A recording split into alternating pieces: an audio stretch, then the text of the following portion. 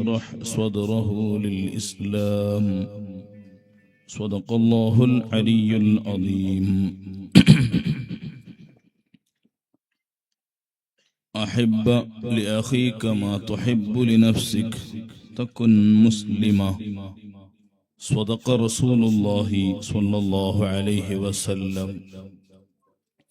يا رحمة الله إني خائف وجل، يا نعمة الله إني مفلس عاني، وليس لي عمل ألقى العليم به سوى محبتك العظمى وإيماني. فكن أماني من شد الحياة ومن شد الممات ومن إحراق جثماني. مولاي صل وسلم دائما أبدا على حبيبك خير الخلق كلهم. واعلموا أمة سيدنا محمد اللهم صل وسلم وبارك عليه.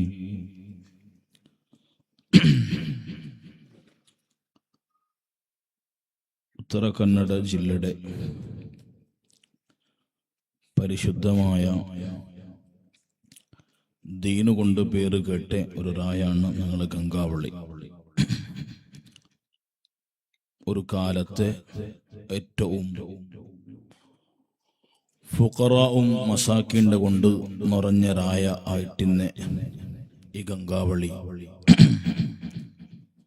മഹത്തായ സാദാത്യങ്ങളെയും ഉലമായുടെയും വല്ലാത്ത പിർസം കഴിഞ്ഞ കാലത്തെയും ഈ കാലത്തെയും മുഅ്മിനീങ്ങ മുഅ്മിനാത്തുങ്ങ വെച്ച കാരണം കൊണ്ടതിരെ ബർക്കത്ത് കൊണ്ട് അല്ലാഹു ഇപ്പൊ നല്ലൊരു പള്ളിയും നല്ലൊരു പരിസരവും നല്ല അവങ്ങും നല്ല നിഅമത്തും നമുക്കെല്ലാവർക്കും തന്ന ഖിയാമത്ത് നാലു തോലും ഈ നിഅമത്ത് അല്ലാഹു നമുക്ക് ദായിമാക്കി തരട്ടെ. പരിശുദ്ധമായ ഈ പള്ളിയുടെ വാർഷികവും നേർച്ചയും കൂടിയാണ്. ഓരോരായത്തെ ഓരോ പള്ളിക്ക് അതിരതായ മഹത്വം ഖണ്ഡിതമായിട്ടും ഇക്കിട്. നബി സല്ലല്ലാഹു അലൈഹി വസല്ലമ തങ്ങൾ പരിശുദ്ധമായ മസ്ജിദുൻ നബവിയുടെ മുട്ട ചില ആൽമാർ അവാക്കുക നോക്കിട്ടാവുമ്പോ ഞങ്ങളെ മുട്ടം വിളിച്ചിട്ട് നബി സല്ലല്ലാഹു അലൈഹി വസല്ലമ തങ്ങൾ ചൊന്നത്, ദിയാറക്കും ദിയാറക്കും തുക്തബ് ആസാറുക്കും, നിങ്ങ ഇപ്പൊ ഉള്ളവിടമേ നിക്കറു. ഈ പള്ളിയുടെ മുട്ടം വന്നിട്ട് അവ കെട്ടിരണ്ട. കാരണം ദൂരത്തെ നടന്നുകൊണ്ട് പണ്ടേ ആ മഹത്തായ പ്രതിഫലം നിയോഗ നഷ്ടപ്പെടുവല്ലേ. അതുകൊണ്ട് ഇപ്പൊ ഉള്ളവിടെ നിക്കുറു ചെന്നിട്ട് മുഹമ്മദുർ റസൂലുള്ളാഹി സ്വല്ലല്ലാഹു അലൈഹി വസല്ലം ഓരോരായത്തെ അഹബ്ബുൽ ബിലാദി ഇലല്ലാഹ്, അല്ലാഹുക്ക് ഏറ്റവും ഇഷ്ടപ്പെട്ട, സോറി എന്റെ ലാംഗ്വേജ് മറന്നതാണ്, ಕನ್ನಡ. ಅಲ್ಲಾಹನಿಗೆ ಅತ್ಯಂತ ಇಷ್ಟವಾದ ಜಾಗ ಒಂದು ಊರಿನ ಮಸೀದಿಯಾಗಿದೆ. ಅಬ್ಗದುಲ್ ಬಿಲಾದಿ ಇಲಲ್ಲಾಹಿ ಅಸ್ವಾಕುಹಾ, ಆ ನಾಡಿನ ಅತಿ ಕೋಪಕ್ಕೆ ಕಾರಣವಾಗುವಂತಹ ಜಾಗ, ಆ ನಾಡಿನಲ್ಲಿರುವಂತಹ ಅಂಗಡಿ ಮುಗ್ಗಟ್ಟುಗಳಾಗಿದೆ. ಅದಕ್ಕೆ ಕಾರಣ ಈ ಹದೀಸಿನ ವ್ಯಾಖ್ಯಾನದಲ್ಲಿ ಮಹಾತ್ಮರುಗಳು ಹೇಳುತ್ತಿದ್ದಾರೆ, ಮಸ್ಜಿದ್ ಎಂಬುದು ಆತನ ಹಲವಾರು ಪುಣ್ಯ ಕಾರ್ಯಗಳನ್ನು ಅಂತ್ಯದಿನದಲ್ಲಿ ಪ್ರತಿಫಲವಾಗಿ ಸಾಕ್ಷಿಯಾಗಿ ಆತನಿಗೆ ಮಸೀದಿಯಲ್ಲಿ ಮಾಡುವಂತಹ ಕಾರ್ಯಗಳನ್ನು ನೀಡಲಾಗುತ್ತದೆ. ಅದೇ ವೇಳೆ ಅಂಗಡಿ ಮುಗ್ಗಟ್ಟುಗಳೆಂದರೆ ಅಲ್ಲಿ ಖರೀದಿ ಮಾಡುವಂತಹ ಯಾವುದೇ ವಸ್ತು ವಗೈರೆಗಳು, ಸರಂಜಾಮುಗಳು, ಸಾಮಗ್ರಿಗಳು ಅದು ಆ ವ್ಯಕ್ತಿ ತಿಂದು ಮುಗಿಸಿಯೋ ಅಥವಾ ಅದನ್ನು ವಸ್ತ್ರವಾಗಿ ಉಟ್ಟುಕೊಂಡೋ ಅಥವಾ ಅದನ್ನು ಉಪಯೋಗಿಸಿಕೊಂಡೋ ಈ ಜಗತ್ತಿನಿಂದ ವಿರಾಮ ಹಾಡುವ ವೇಳೆ ಆ ವಸ್ತುವಿಗೂ ಕೂಡ ಆತ ವಿರಾಮ ಹಾಡುತ್ತಾನೆ. ಅಂಗಡಿಗಳಲ್ಲಿ ಖರೀದಿ ಮಾಡಿದಂತಹ ನಮ್ಮ ಬಟ್ಟೆಗಳು 2 ವರ್ಷ ನಾವು ಉಪಯೋಗಿಸುತ್ತೇವೆ ಅಥವಾ 3 ವರ್ಷ ಉಪಯೋಗಿಸುತ್ತೇವೆ, 4ನೇ ವರ್ಷ ಅದು ನಮ್ಮ ತಲೆದಿಂಬಿನೊಳಗೆ ಹೋಗುತ್ತೆ ಅಥವಾ ನಮ್ಮ ಕಿಚನ್ನ ಒರೆಸುವಂತಹ ಆ ಒರೆಸುವ ವಸ್ತುವಾಗಿದು ಮಾರ್ಪಾಡಾಗುತ್ತೆ. ನಾವು ಅಂಗಡಿಗಳಿಂದ ಖರೀದಿ ಮಾಡುವಂತಹ ಫ್ಯಾನ್ಗಳು, ಪಾತ್ರೆಗಳು, ಎಲೆಕ್ಟ್ರಾನಿಕ್ ಐಟಮ್ಸ್ಗಳು ಅಥವಾ ಇನ್ನಿತರ ಫರ್ನಿಚರ್ಗಳು ಎಲ್ಲವೂ ಕೂಡ ಅದಕ್ಕೊಂದು ಎಕ್ಸ್ಪೈರಿ ಡೇಟ್ ಇರುತ್ತೆ. ಆ ಡೇಟ್ ಬರುವಾಗ ಅದು ಮುಗಿದು ಹೋಗುತ್ತೆ, ಹಳತ ಆಗುತ್ತೆ, ಸವೆದು ಹೋಗುತ್ತೆ, ಅದು ನಮ್ಮ ಕೈಯಿಂದ ಬಿಟ್ಟು ಹೋಗುತ್ತೆ. ಅಂಗಡಿ ಮುಗ್ಗಟ್ಟುಗಳಿಂದ ಖರೀದಿ ಮಾಡಿದಂತಹ ಯಾವುದೇ ಸಾಮಗ್ರಿಗಳು ಕೂಡ ತಿಂದೋ ಉಪಯೋಗಿಸಿಯೋ ಅದು ಮುಗಿದು ಹೋಗುವಂತಹ ವಸ್ತುಗಳಾದ ಕಾರಣ ಅದಕ್ಕೆ ನಾಳೆ ಪರಲೋಕದಲ್ಲಿ ಪ್ರತ್ಯೇಕವಾದಂತಹ ಪ್ರತಿಫಲ ನೀಡುವ ಅಥವಾ ಅದನ್ನು ತೋರಿಸುವಂತಹ ಅಗತ್ಯತೆಗಳು ಇರಲ್ಲ. ಅದು ಇಲ್ಲೇ ಮುಗಿದು ಹೋಗಿರುತ್ತೆ. ಅಲ್ಲಾಹನು ಅವನಿಗೆ ಅತ್ಯಂತ ಇಷ್ಟವಾದದ್ದು ಯಾವತ್ತೂ ಕೂಡ ಶಾಶ್ವತವಾಗಿ ನೆಲೆನಿಲ್ಲುವ, ಮನುಷ್ಯನನ್ನು ಪರಲೋಕದ ದುರಂತಗಳಿಂದ ರಕ್ಷೆ ಮಾಡುವಂತಹ ವಸ್ತುಗಳಲ್ಲಾಗಿದೆ. ಆ ರಕ್ಷಿಸುವಂತಹ ವಿಚಾರಗಳು ಈ ಮಸೀದಿಗಳಲ್ಲಿ ನಿರಂತರವಾಗಿ ನಡೆಯುವ ಕಾರಣ ಇದಕ್ಕೆ ನಡೆದು ಬರುವುದು ಪುಣ್ಯ, ಇಲ್ಲಿ ಈತಿಕಾಫು ಕೂರುವುದು ಪುಣ್ಯ, ಇಲ್ಲಿ ದಿಕ್ರುಗಳು ಹೇಳುವುದು ಪುಣ್ಯ, ಜಮಾಅತ್ತಾಗಿ ನಮಾಜ್ ಮಾಡುವುದು ಪುಣ್ಯ, ಸ್ವಲಾತ್ತುಗಳು ಹೇಳುವುದು ಪುಣ್ಯ. ಇವೆಲ್ಲವೂ ಕೂಡ ನಾಳೆ ಪರಲೋಕದಲ್ಲಿ ನಮಗೆ ದರ್ಶಿಸಲಿಕ್ಕೆ ಸಾಧ್ಯವಾಗುತ್ತದೆ. ಅಲ್ಲಾಹನ ತೌಫೀಕ್ ನೀಡಲಿ. ಶಾಶ್ವತವಾಗಿ ನಮಗೆ ಬಾಕಿಯಾಗುವಂತಹ ವಿಚಾರಗಳನ್ನು ಕೊಡುವಂತಹ ಮಸೀದಿಗಳೊಂದಿಗೆ ಅಲ್ಲಾಹನಿಗೆ ಅತಿಯಾದಂತಹ ಪ್ರೀತಿ ಇದೆ.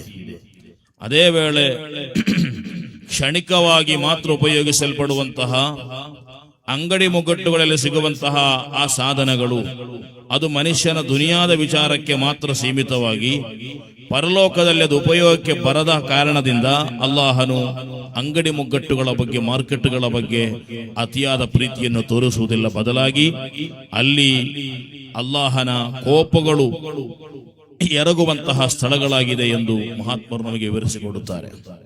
ಅದರ ಅರ್ಥ ಅಂಗಡಿಗಳಲ್ಲಿ ಹೋಗಿ ನಾವು ವ್ಯಾಪಾರ ಮಾಡಬಾರದು ಅಂತಲ್ಲ.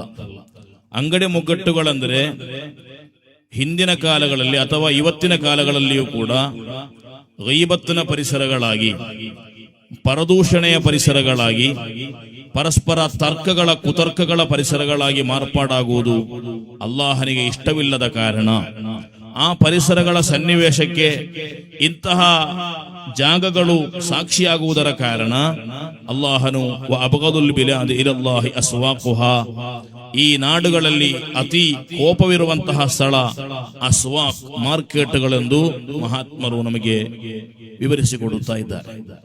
ಏನೇ ಇರಲಿ, ಮಸೀದಿ ವಿಚಾರ ಬಂದಾಗ ನಾನು ಅದು ಮಾತನಾಡಿದ್ದೆ ಅಂತ ಮಾತ್ರ. ನಮ್ಮ ಮನಸ್ಸುಗಳು ವಿಶಾಲವಾದಾಗ ಮಾತ್ರ ಪರಿಪೂರ್ಣನಾದ ಮುಸಲ್ಮಾನನಾಗಿ ಜೀವಿಸಲಿಕ್ಕೆ ನಮಗೆ ಸಾಧ್ಯ.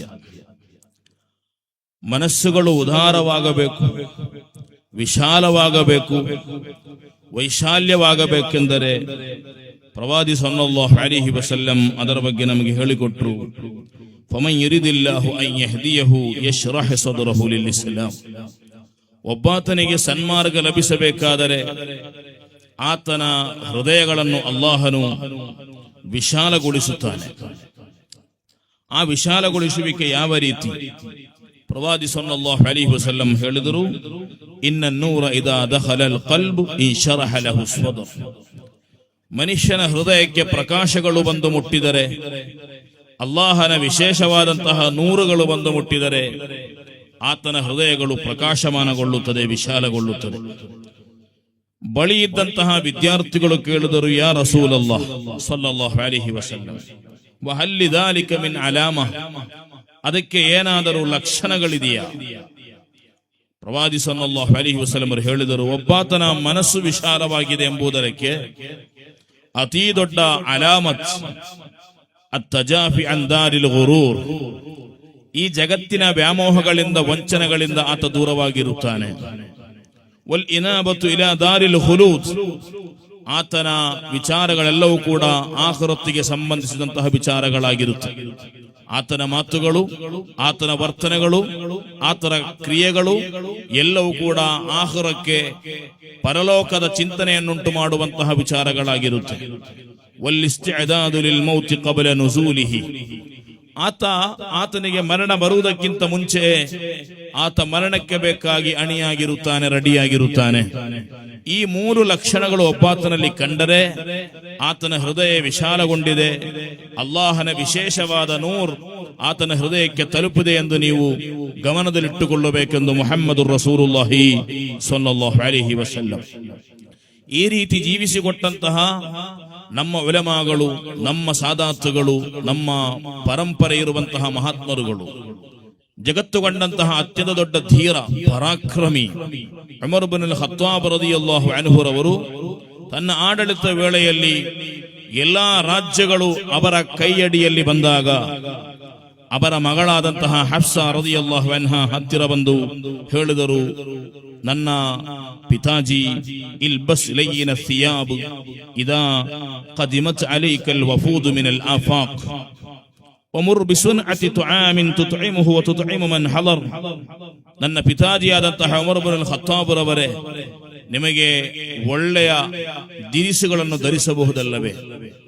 ನಿಮಗೆ ಉತ್ತಮ ಆಹಾರಗಳನ್ನು ತಯಾರಿ ಮಾಡಲು ಆಜ್ಞೆ ಮಾಡಬಹುದಲ್ಲವೇ?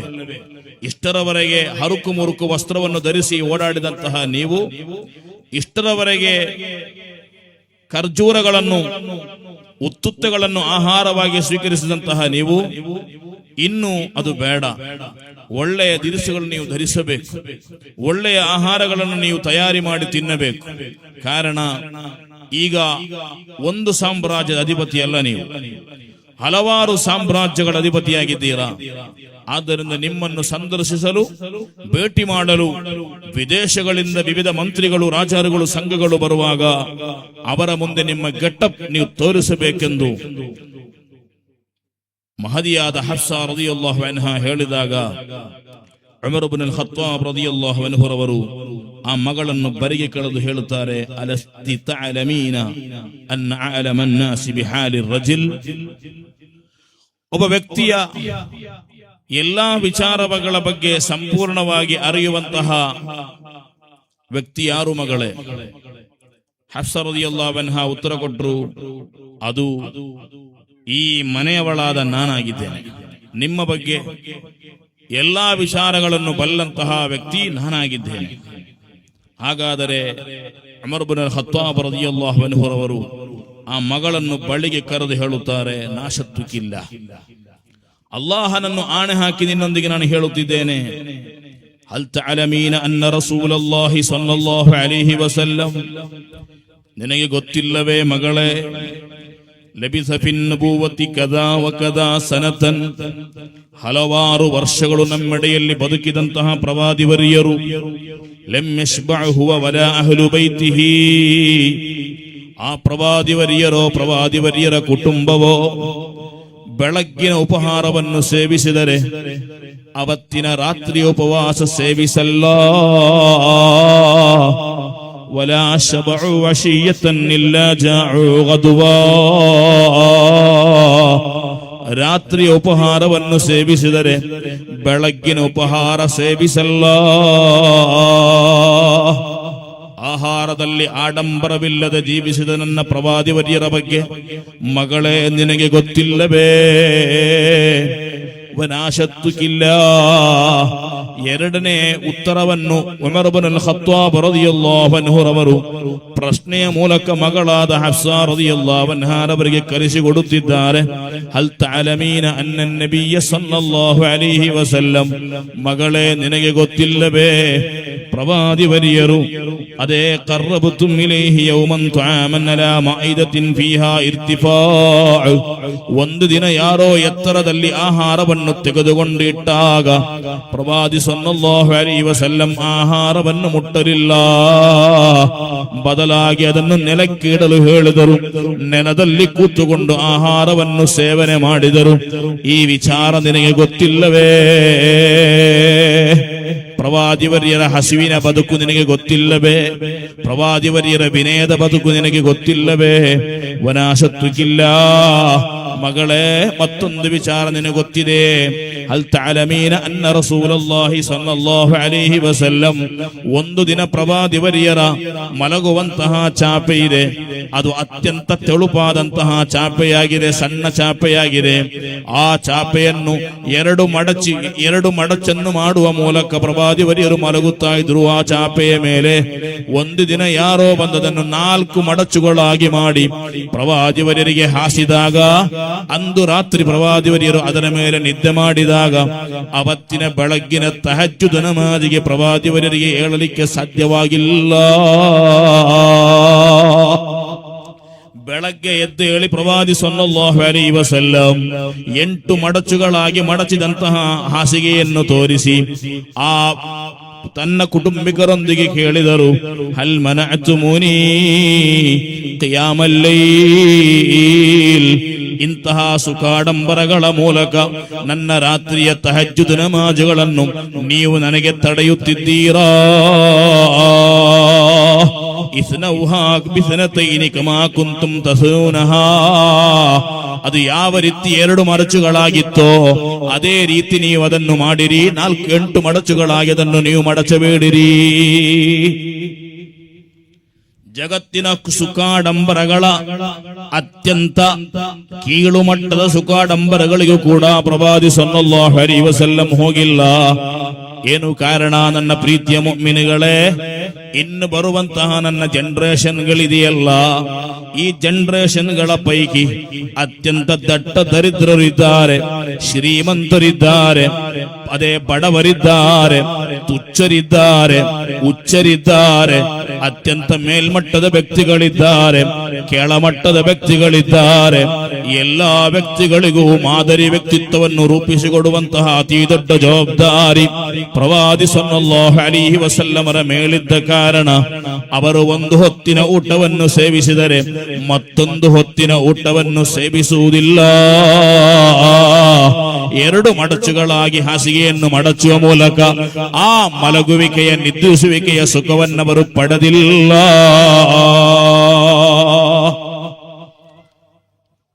ಪ್ರವಾದಿ ಸಲ್ಲಲ್ಲಾಹು ಅಲೈಹಿ ವಸಲ್ಲಮರ ಬಗ್ಗೆ ಈ ರೀತಿಯ ಕಥೆಗಳನ್ನು ಹೇಳಿ ಉಮರ್ ಇಬ್ನ್ ಅಲ್ ಖತ್ತಾಬ್ ರದಿಯಲ್ಲಾಹು ಅನ್ಹು ಅಳಲಿಕ್ಕೆ ಪ್ರಾರಂಭ ಮಾಡಿದರು. ಅತ್ತಾಗ ಜೊತೆಗಿದ್ದ ಎಲ್ಲಾ ಕುಟುಂಬಿಕರು ಅಳಲಿಕ್ಕೆ ಪ್ರಾರಂಭ ಮಾಡಿದರು. ಉಮರ್ ಇಬ್ನ್ ಅಲ್ ಖತ್ತಾಬ್ ಅತ್ತು ಅವರು ಹೇಳಿದರು, ವಂತಹಬ ಹತ್ತಾ ظننا ಅನ್ನ ನಫ್ಸಹು ತಖರುಜು,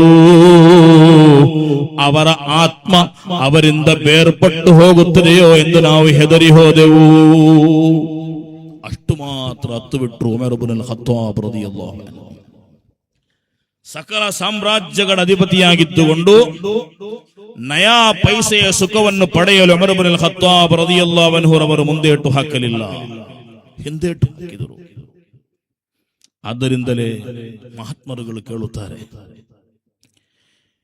ಈ ಜಗತ್ತಿನೊಂದಿಗಿರುವಂತಹ ವ್ಯಾಮೋಹಗಳು, ಈ ಜಗತ್ತಿನೊಂದಿಗಿರುವಂತಹ ಆಡಂಬರಗಳೊಂದಿಗಿರುವಂತಹ ನಮ್ಮ ಮನಸ್ಸಿನ ಸಂಬಂಧಗಳು, ಆಡಂಬರಗಳು ಉಂಟಾಗುವುದಲ್ಲ, ಸಂಪತ್ತುಗಳು ಉಂಟಾಗುವುದಲ್ಲ, ಅದು ಯಾರಿಗೂ ಕೂಡ ಉಂಟಾಗಬಹುದು. ಉಸ್ಮಾನ್ ಇಬ್ನ್ ಅಫ್ಫಾನ್ ರದಿಯಲ್ಲಾಹು ಅನ್ಹು ಅವರಿಗೆ ಸಂಪತ್ತು ಉಂಟಾಗಿದೆ. ಅಬ್ದುರ್ ರಹ್ಮಾನ್ ಇಬ್ನ್ ಔಫ್ ರದಿಯಲ್ಲಾಹು ಅನ್ಹು ಅತಿ ದೊಡ್ಡ ಧನಿಕ, ಅವರು ಸಹಾಬತ್ತುಗಳ ಪೈಕಿ ಕೋಟ್ಯಾಧಿಪತಿ. ಸಂಪತ್ತುಗಳು ಉಂಟಾಗುವುದಲ್ಲ, ಸಂಪತ್ತುಗಳೊಂದಿಗಿರುವಂತಹ ವ್ಯಾಮೋಹ ಉಂಟಾಗುವುದಾಗಿದೆ. ನಮ್ಮ ಮನಸ್ಸಿನ ವಿಶಾಲತೆಯನ್ನು ಇಲ್ಲದಂತೆ ಮಾಡುವಂಥದ್ದು, ನಮ್ಮ ಮನಸ್ಸಿಗೆ ಇಸ್ಲಾಮಿನ ನೂರನ್ನು ತಲುಪದಂತೆ ಮಾಡುವಂಥದ್ದು ಅದರೊಂದಿಗಿರುವಂತಹ ವ್ಯಾಮೋಹವಾಗಿದೆ. ಸಂಪತ್ತುಂಟಾಗಬಹುದು. ಪ್ರವಾದಿ ಸಲ್ಲಲ್ಲಾಹು ಅಲೈಹಿ ವಸಲ್ಲಂ ಒಬ್ಬ ಸ್ವಹಾಬಿ ವರಿಯರ ಮುಖವನ್ನು ತೋರಿಸಿ ಹೇಳಿಲ್ಲವೇ, ಒಳ್ಳೆಯವರ ಕೈಯಲ್ಲಿ ಒಳ್ಳೆಯ ಸಂಪತ್ತು ಎಷ್ಟು ಒಳ್ಳೆಯದಲ್ಲವೇ? ಒಳ್ಳೆಯವರ ಕೈಯಲ್ಲಿ ಒಳ್ಳೆಯ ಸಂಪತ್ತು ಎಷ್ಟು ಒಳ್ಳೆಯದಲ್ಲವೇ? ಎಂತಹ ಮಾತದು. ಬೇಕು, ಸಂಪತ್ತುಗಳು ಬೇಕು, ಹಲಾಲಾದ ಸಂಪತ್ತುಗಳು. ವ್ಯಾಮೋಹಗಳು ಇರಬಾರದು. ವ್ಯಾಮೋಹಗಳಿದ್ದರೆ ನಮ್ಮ ಮನಸ್ಸುಗಳು ವಿಶಾಲವಾಗಲ್ಲ. ಅಲ್ಲಾಹನ ಆ ನೂರ್, ಇಸ್ಲಾಮಿನ ನೂರ್ ನಮ್ಮ ಹೃದಯಕ್ಕೆ ತಲುಪಲ್ಲ. ಹೃದಯಕ್ಕೆ ತಲುಪದೇ ಇದ್ದರೆ ಜಗತ್ತಿನಲ್ಲಿ ಇವತ್ತು ಹಲವು ಮುಸಲ್ಮಾನರು ಅನುಭವಿಸುವಂತಹ ಸಂಕಷ್ಟಗಳಿಗೆ ನಾವು ಕಾರಣರಾಗುತ್ತೇವೆ. ಅಲ್ಲಾಹು ನಮ್ಮನ್ನು ಕಾಪಾಡಲಿ. ಕೆಲವೊಂದು ವಿಚಾರಗಳು ನಮ್ಮಿಂದ ಕಷ್ಟಗಳು ಬಂದಾಗ, ನಮ್ಮಿಂದ ಪ್ರಯಾಸಗಳು ಬಂದಾಗ ಮಾತ್ರ ಅದಕ್ಕೆ ದೊಡ್ಡ ಪ್ರತಿಫಲಗಳು ಸಿಗುತ್ತೆ, ಮಹತ್ವಗಳುಂಟಾಗುತ್ತೆ. ಮಹಾತ್ಮರು ಕೇಳಿದರು, ಮಾಬಾಲು ನಫ್ಸಿಕ ಅಂತರ್ಲಾತು ದನ್ನಿಸುಹಾ ವಸೌಬು ಜಿಸ್ಮಿಕ ಮಗಸೂಲುಂ ಮಿನದ್ದನಸಿ. ಹೃದಯವನ್ನು ಕಲ್ಮಶ ಮಾಡಿ ನಡೆಯುವ ಮನುಷ್ಯ, ನಿನ್ನ ಶರೀರದ ವಸ್ತ್ರಗಳಿಗೆ ಎಲ್ಲಾ ಕಲ್ಮಶಗಳಿಂದ ಮುಕ್ತಿಯನ್ನು ಕೊಟ್ಟು ಇಸ್ತ್ರಿಯನ್ನು ಹಾಕಿ ನಡೆಯುತ್ತಿದ್ದೀಯಾ? ನಿನ್ನ ಶರೀರದ ಒಳಗಿರುವಂತಹ ಹೃದಯವನ್ನು ನೀನು ಕಲ್ಮಶ ಮಾಡಿದ್ದೀಯಾ? ನಂತರ ಮಹಾತ್ಮರು ಕೇಳುತ್ತಿದ್ದಾರೆ, ತರ್ಜುನ್ನ ಜಾತವಲಂ ತಸುಲುಕು ಮಸಾರಿಕಹ ಇನ್ನ ಸಫೀನತಲ ತಜ್ರಿ ಅಲಲ್ ಯಬ್ಸಿ. ಸಕಲ ಆಡಂಬರಗಳನ್ನು ಅನುಭವಿಸಿದಂತಹ ನೀನು, ನಿನ್ನ ಬಯಕೆ ಏನು? ನನಗೆ ಸ್ವರ್ಗ ಸಿಗಬೇಕು, ನನಗೆ ನರಕದಿಂದ ಮುಕ್ತಿ ಪಡೆಯಬೇಕು. ನಮಾಜ್ ಮಾಡುತ್ತಿಲ್ಲ, ರೋಜಾ ನೀನು ಹಿಡಿಯುತ್ತಿಲ್ಲ, ಜಕಾತು ಬೇಕಾದ ರೀತಿಯಲ್ಲಿ ಕೊಡುತ್ತಿಲ್ಲ. ನಿನ್ನ ಜೀವನ ಮೂರಾ ಬಟ್ಟೆಯಾಗಿದೆ. ನಂತರ ನಿನ್ನ ಆಗ್ರಹವೇನು? ನಿನ್ನ ನಿರೀಕ್ಷೆ ಏನು? ನನಗೆ ಸ್ವರ್ಗ ಬೇಕು, ನನಗೆ ನರಕದಿಂದ ಮುಕ್ತಿ ಬೇಕು. ತರ್ಜುನ್ನ ನಜಾತ, ರಕ್ಷೆಯನ್ನು ನೀನು ನಿರೀಕ್ಷಿಸುತ್ತಿದ್ದೀಯಾದರೆ ವಲಾ ತಸ್ಲುಕು ಮಸಾಲಿಕಹ, ಅಧ್ವಾನಗಳ ಹಿಂದೆ, ಶ್ರಮಗಳ ಹಿಂದೆ ನೀನು ಹೋಗುತ್ತಿಲ್ಲ. ಹಾಗಾದರೆ ಒಂದು ವಿಚಾರವನ್ನೇ ನೆನಪಿಡಿಯಬೇಕು, ಇನ್ನ ಸಫೀನತಲ ತಜ್ರಿ ಅಲಲ್ ಯಬ್ಸಿ. ಮರಳಿನ ಮೇಲೆ ಹಡಗುಗಳು ಓಡುವುದಿಲ್ಲ. ಮರಳಿನ ಮೇಲೆ ಹಡಗುಗಳು ಓಡುತ್ತಾ? ದಡದ ಮೇಲೆ ಹಡಗುಗಳು ಓಡುತ್ತಾ? ದೋಣಿಗಳು ಓಡುತ್ತಾ? ಇಲ್ಲ. ದೋಣಿ ಓಡಬೇಕಾದರೆ, ಹಡಗುಗಳು ಚಲಿಸಬೇಕಾದರೆ ವಿಶಾಲವಾದ ಸಮುದ್ರಕ್ಕೆ ಇಳಿಯಬೇಕು ಅಲ್ವಾ? ಆ ಸಮುದ್ರಕ್ಕೆ ಇಳಿದರೆ ಮಾತ್ರವೇ ಹಡಗುಗಳು ಚಲಿಸಲಿಕ್ಕೆ ಪ್ರಾರಂಭ ಮಾಡುತ್ತೆ. ಮರಳುಗಳ ಮೇಲೆ ಹಡಗುಗಳು ಸಂಚರಿಸಲ್ಲ. ಅಧ್ವಾನಗಳಿಲ್ಲದೆ, ಶ್ರಮಗಳಿಲ್ಲದೆ ನಿನಗೆ ಸ್ವರ್ಗವನ್ನು ಸಂಪಾದಿಸಲು ಸಾಧ್ಯವಿಲ್ಲ. ಅಲ್ಲಾಹ ನಮಗೆ ತೌಫೀಕ್ ನೀಡಲಿ. ಇಂತಹ ಮಜ್ಲಿಸುಗಳು ಅದಕ್ಕಿರುವಂತಹ ಮಜ್ಲಿಸುಗಳಾಗಿದೆ.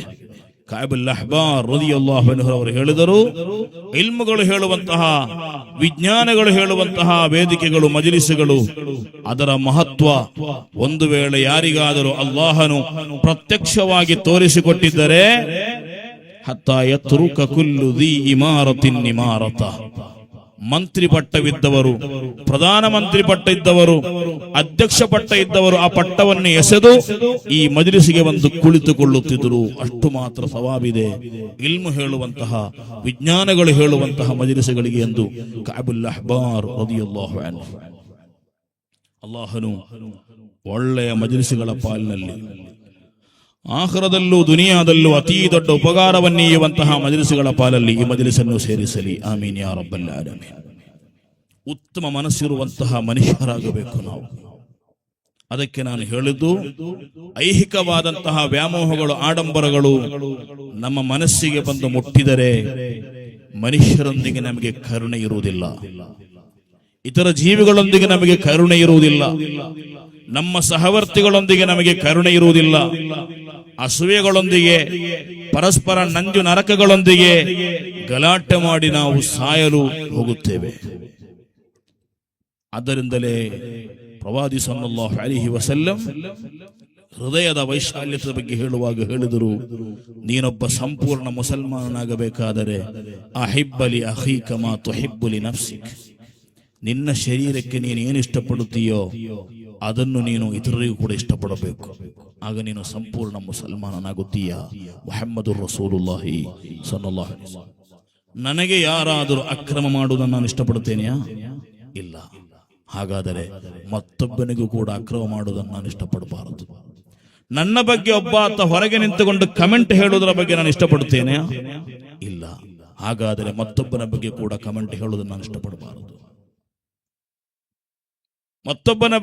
ಮತ್ತೊಬ್ಬ ನನ್ನ ಬಗ್ಗೆ ಅಸೂಯೆ ಇಟ್ಟುಕೊಂಡಿದ್ದಾನೆ ಅಂತ ತಿಳಿದರೆ ನಮಗೆ ಅದು ಇಷ್ಟವಾಗುತ್ತಾ? ಇಲ್ಲ. ಹಾಗಾದರೆ ನಾವು ಕೂಡ ಆತನ ಬಗ್ಗೆ ಅಸೂಯೆ ಇಟ್ಟುಕೊಳ್ಳಬಾರದು. ಅಹಿಬ್ಬ ಲಿ ಅಖೀಕ ಮಾ ತುಹಿಬ್ಬು ಲಿ ನಫ್ಸಿಕ್. ನಿನ್ನ ಸಹೋದರನಿಗೆ ನೀನು ಇಷ್ಟಪಡುವುದನ್ನು ಇಷ್ಟಪಡಬೇಕೆಂದು ಕಲಿಸಿಕೊಟ್ಟಂತಹ ಒಬ್ಬ ದಾರ್ಶನಿಕ ಮುಹಮ್ಮದುರ್ ರಸೂಲುಲ್ಲಾಹಿ ಸಲ್ಲಲ್ಲಾಹು ಅಲೈಹಿ ವಸಲ್ಲಂ. ಆದ್ದರಿಂದಲೇ ಅವರು ನಮಗೆ ಕಲಿಸಿಕೊಟ್ಟರು. ಮನ್ ಯಅಲ್ಲಿಮ್ ಶಆಯಿರಲ್ಲಾಹ್ ಫಇನ್ನಹಾ ಮಿನ್ ತಕ್ವಲ್ ಕುಲೂಬ್.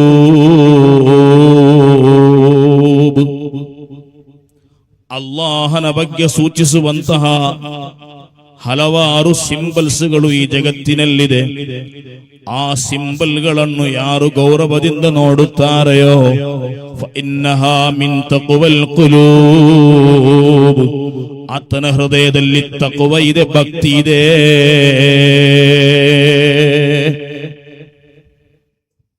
ومن يتق الله يجعل له مخرجا من حيث لا يحتسب.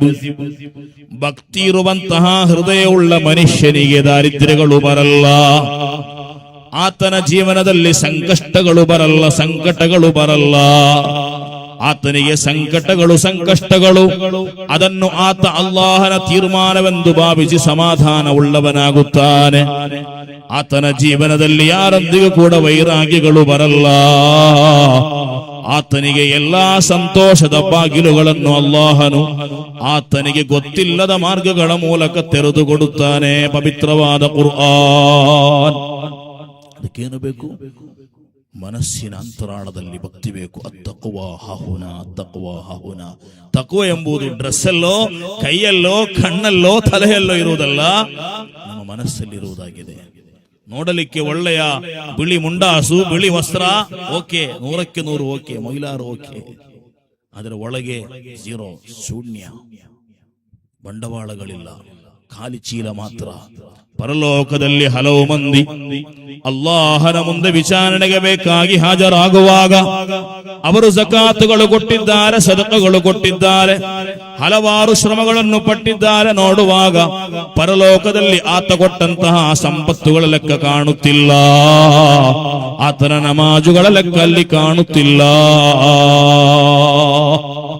ಖಾಲಿ ಚೀಲ ಮಾತ್ರ ಕಾಣುತ್ತಾ ಇದೆ.